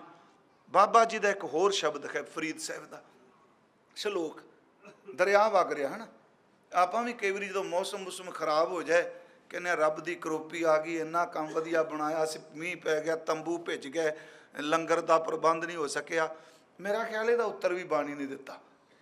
इन्ना मीह पिया, इन्ना मीह पिया जी, दरिया ना खोरा ला दिता। तो उंज रब जो करदा चंगा करदा जे। मैं काशीपुर गया कथा करन अगस्त विच, 6-7 साल हो गए, 6 साल मीह इन्ना पिया। ਉਹਦੇ ਨੇੜੇ एक कोसी नदी है, बाबा दर्शन सिंह घनूपुर कालियां वाले ना सुनिया होना आप जी ने, हाँ जी, उन्होंने उत्थे स्थान बनाया, अजीतपुर ना है पिंड का। इन्नी तेज क्योंकि उन्होंने भी सुनी है, चलनी है कथा टीवी ते इंडिया विच भी, ते वो नदी ने जी रोड़ के लै गई। लोगों की बस हो गई भी की हो गया, कई कहन करोपी, कई कहन कुछ। मैं भी गया जी, थल्लों मारे जोर का इन्ना पानी, ते किन्ने किन्ने फुट लोग दूर खलोते सन, पता नहीं किन्ना वड्डा गच उन्हें तोड़ ले जाना।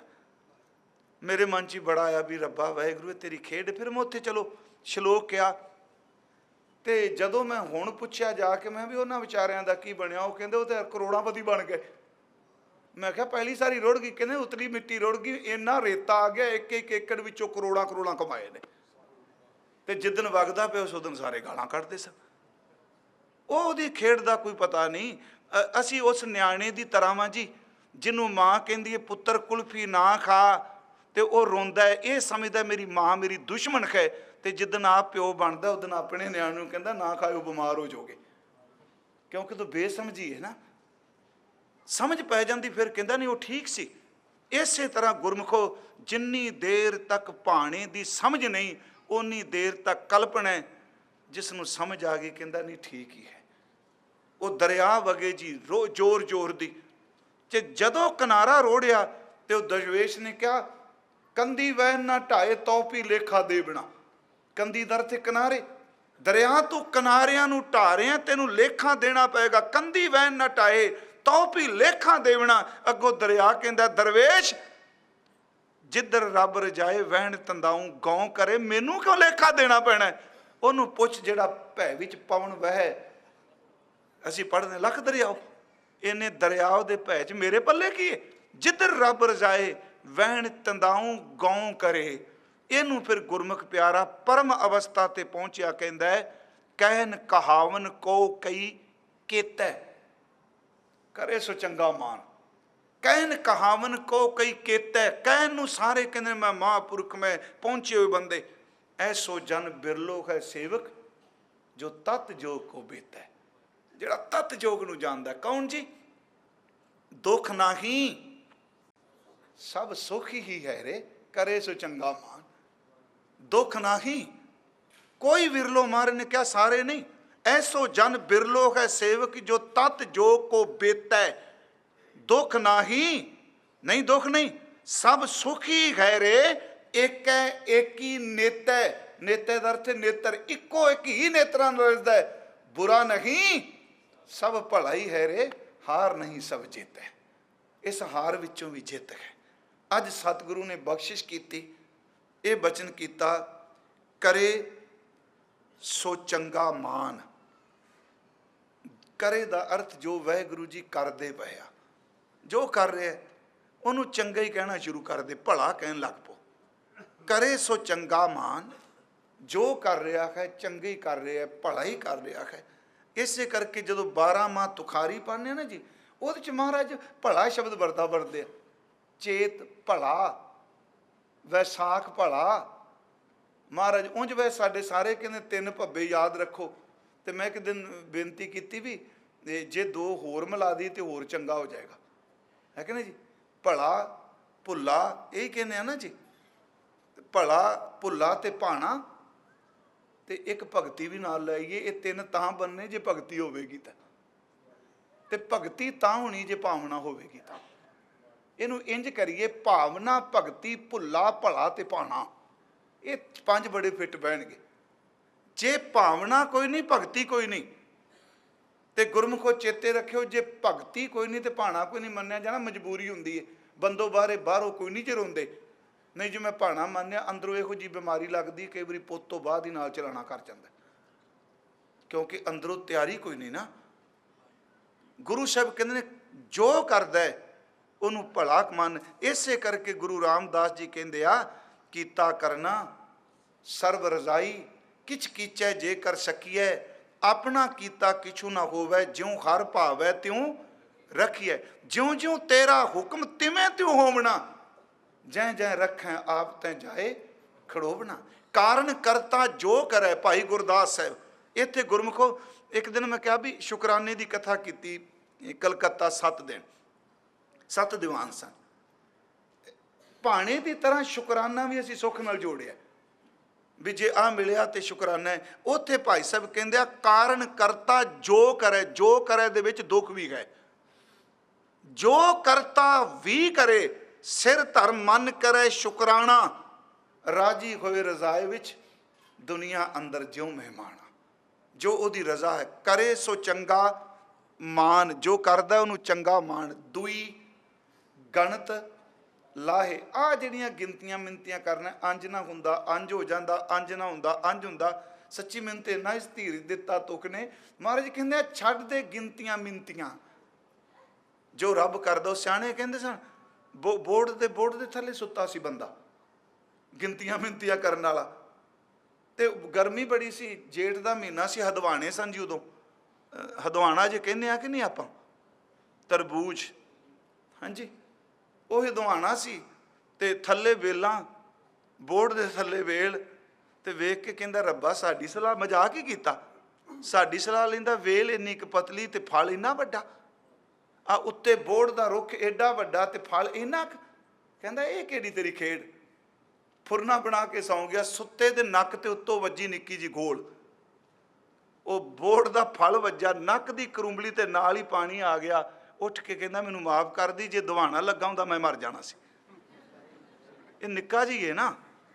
ਮੈਂ ਇਸ ਕਰਕੇ ਬੇਨਤੀ ਕਰਾਂ, ਇਹ ਕਈ ਵਾਰੀ ਕਹਿੰਦਾ ਫਲਾਣਾ ਬੰਦਾ ਬੜਾ ਭਿਖਾਰੀ। ਰੱਬ ਨੇ ਸਭ ਬੰਦੇ ਨੂੰ ਥਾਵਾਂ ਥਾਵਾਂ ਤੇ ਫਿੱਟ ਰੱਖਿਆ ਜਿੱਥੇ ਜਿੱਥੇ ਉਹ ਰਹਿ ਸਕਦੇ ਆ।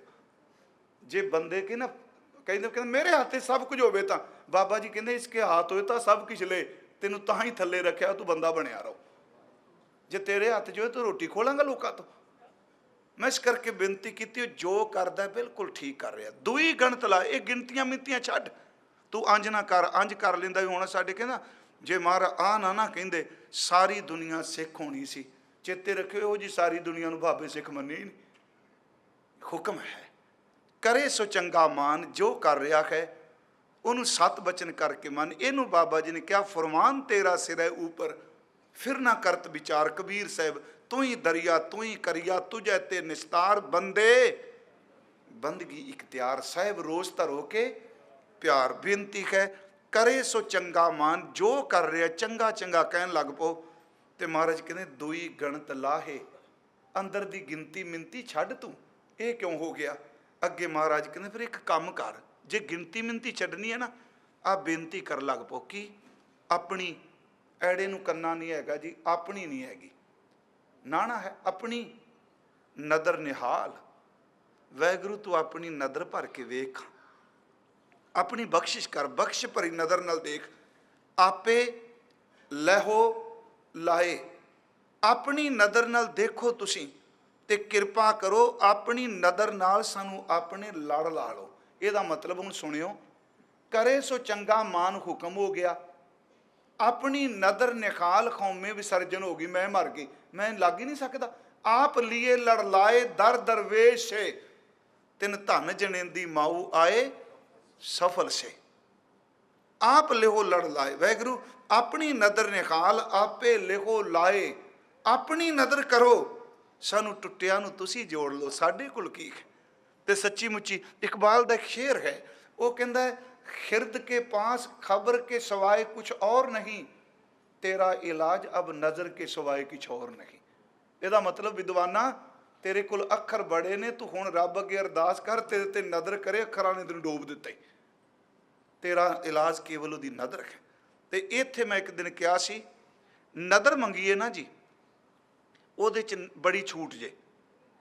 ਉਹਦੇ 'ਚ ਨਾ ਰੱਬ ਜਪ ਪੁੱਛਦਾ, ਨਾ ਤਪ ਪੁੱਛਦਾ, ਨਾ ਚੰਗਾ ਨਾ ਮੰਦਾ। ਨਦਰ ਦਾ ਮਤਲਬ ਹੀ ਇਹ ਵੇ, ਜਿਉਂ ਭਾਵੈ ਤਿਉਂ ਰਾਖ ਲੈ ਹਮ ਸ਼ਰਨ ਪ੍ਰਭ ਆਏ ਰਾਮ ਰਾਜੇ।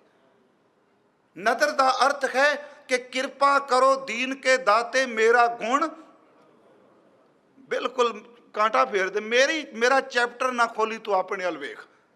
ਨਦਰ ਦਾ ਅਰਥ ਸਿਰਫ ਤੇਰੇ ਹੱਥ 'ਚ ਹੈ। ਇਸੇ ਕਰਕੇ ਬਾਬਾ ਜੀ ਨੇ ਕਿਹਾ, ਜਿਹਦੇ ਤੇ ਨਦਰ ਕਰਦਾ ਹੈ, ਇੱਕ ਜਗੰਦੇ ਨਾ ਲੈਣ, ਇੱਕ ਸੁੱਤਿਆਂ ਦੇ ਉਠਾਣ। ਹਜ਼ੂਰ ਸੱਚੇ ਪਾਤਸ਼ਾਹ ਕਹਿ ਰਹੇ ਆ ਕਿ ਵਾਹਿਗੁਰੂ ਜੀ ਆਪਣੀ ਨਦਰ ਨਿਹਾਲ ਆਪੇ ਲੇਖੋ ਲਾਏ। ਅਗਲਾ ਬਚਨ, ਜਨ ਦੇਹੋ ਮਤੀ ਉਪਦੇਸ਼ ਵਿੱਚੋਂ ਭਰਮ ਜਾਏ।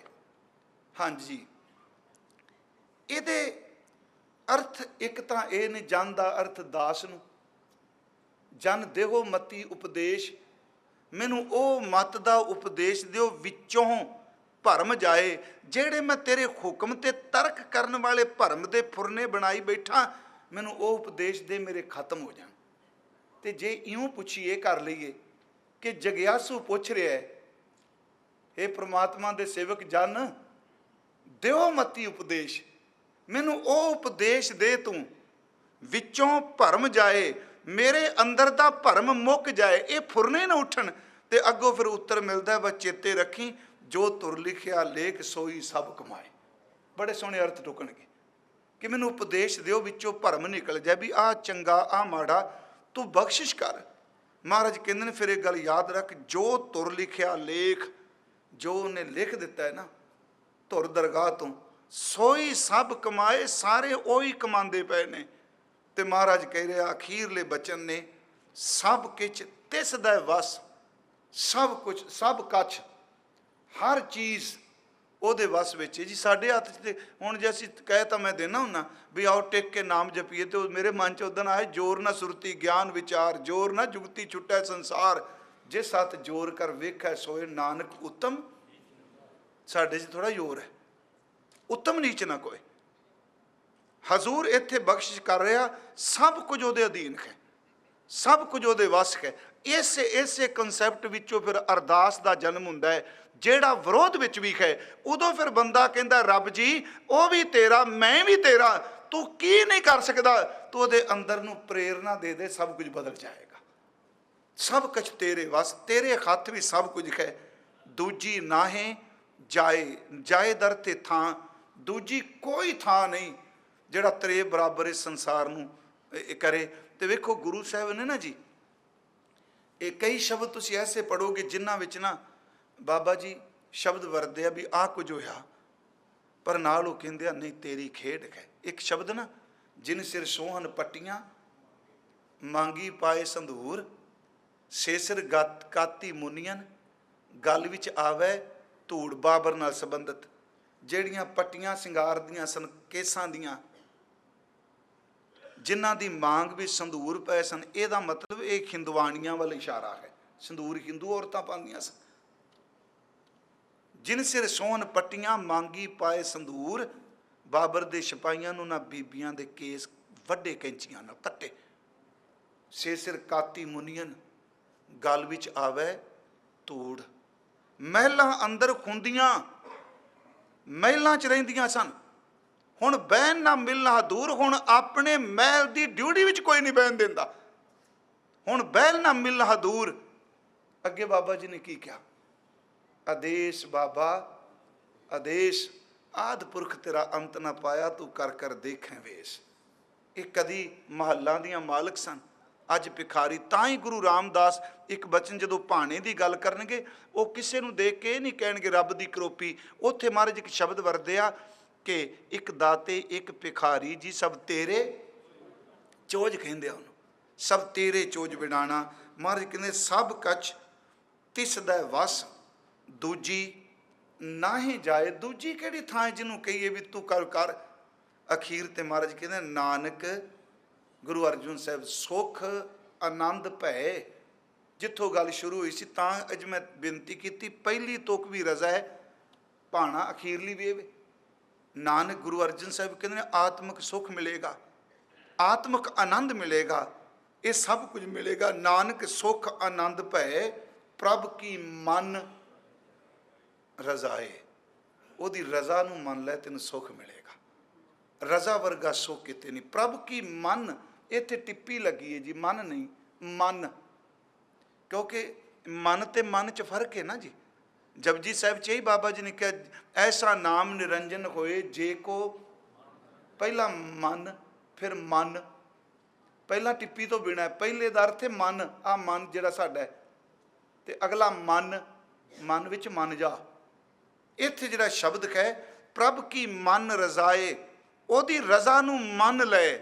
ਇਸੇ ਕਰਕੇ ਗੁਰੂ ਸਾਹਿਬ ਜੀ ਨੇ ਬਾਣੀ 'ਚ ਕਿਹਾ ਕਿ ਤੇਰਾ ਕੀਆ ਮੀਠਾ ਲੱਗੈ, ਹਰ ਨਾਮ ਪਦਾਰਥ ਨਾਨਕ ਮੰਗੈ।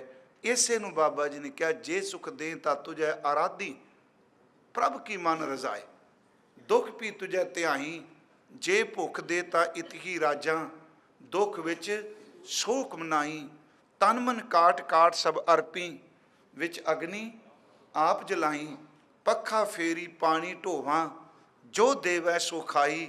ਨਾਨਕ ਗਰੀਬ ਢਹਿ ਪਿਆ ਦੁਆਰੈ, ਹਰ ਮੇਲ ਲਿਹੋ ਵਡਿਆਈ। ਪ੍ਰਭ ਕੀ ਮਨ ਰਜ਼ਾਏ। ਬਸ ਆਸਾ ਦੀਵਾਰ ਦੀ ਪੌੜੀ ਨਾਲ ਸਮਾਪਤ ਕਰਨੀ ਆ ਕਥਾ। ਪ੍ਰਭ ਕੀ ਮਨ ਰਜ਼ਾਏ, ਵੱਡੇ ਕੀਆਂ ਵਡਿਆਈਆਂ, ਕਿਛ ਕਹਿਣਾ ਹੁਕਮ ਨਾ ਕਹਿਆ ਜਾਈ। ਵੱਡੇ ਕੀਆਂ ਵਡਿਆਈਆਂ, ਕਿਛ ਕਹਿਣਾ ਕਹਿ ਨਾ ਜਾਏ। ਸੋ ਕਰਤਾ ਕਾਦਰ ਕਰੀਮ ਦੇ ਜੀਆਂ, ਰਿਜ਼ਕ ਸੰਭਾਏ। ਸਾਈ ਕਾਰ ਕਮਾਵਣੀ, ਤੁਰ ਛੋਡੀ ਤਿੰਨੈ ਪਾਏ। ਨਾਨਕ ਏਕ ਹੀ ਬਾਹਰੀ, ਇਸ ਪੌੜੀ ਦੀ ਵਿਆਖਿਆ ਹੈ ਸ਼ਲੋਕ ਦੀ। ਹੋਰ ਦੂਜੀ ਨਾਹੀ ਜਾਏ, ਸੋ ਕਰੇ ਜੇ, ਬਸ ਸੋ ਕੁਝ ਹੋਣਾ ਜੋ ਉਹਦੀ ਰਜ਼ਾ ਹੈ। ਸੋ ਕਰੇ ਜੇ ਤਿਸੈ ਰਜ਼ਾਏ। ਇੰਨੀਆਂ ਕੋਈ ਬੇਨਤੀਆਂ ਸਵੀਕਾਰ ਕਰਿਓ। ਕੱਲ੍ਹ ਨੂੰ ਆਪਾਂ 2 ਸ਼ਲੋਕ ਕਰ ਲਾਂਗੇ ਜੀ। ਇੱਕ ਤਾਂ ਹੈ ਗੁਰਪੂਰਾ ਜਿਨ ਸਿਮਰਿਆ ਸਹੀ ਭੈ ਨਿਹਾਲ। ਦੂਜਾ ਹੈ ਪਾਪੀ ਕਰਮ ਕਮਾਉਂਦੇ ਕਰਦੇ। ਇਹ ਜ਼ਰੂਰ ਵਾਚਣਾ। ਜਿਹੜੇ ਕਹਿੰਦੇ ਕੋਈ ਨਹੀਂ, ਅਗਾ ਕਿਸੇ ਨੇ ਪੁੱਛਣਾ ਕੋਈ ਨਹੀਂ, ਇਹ ਐਵੇਂ ਗੱਪਾਂ ਛੱਡੀ ਜਾਂਦੇ ਆ ਸਾਰੇ, ਇਸ ਲਈ ਕਹਿੰਦੇ ਆ ਨਾ।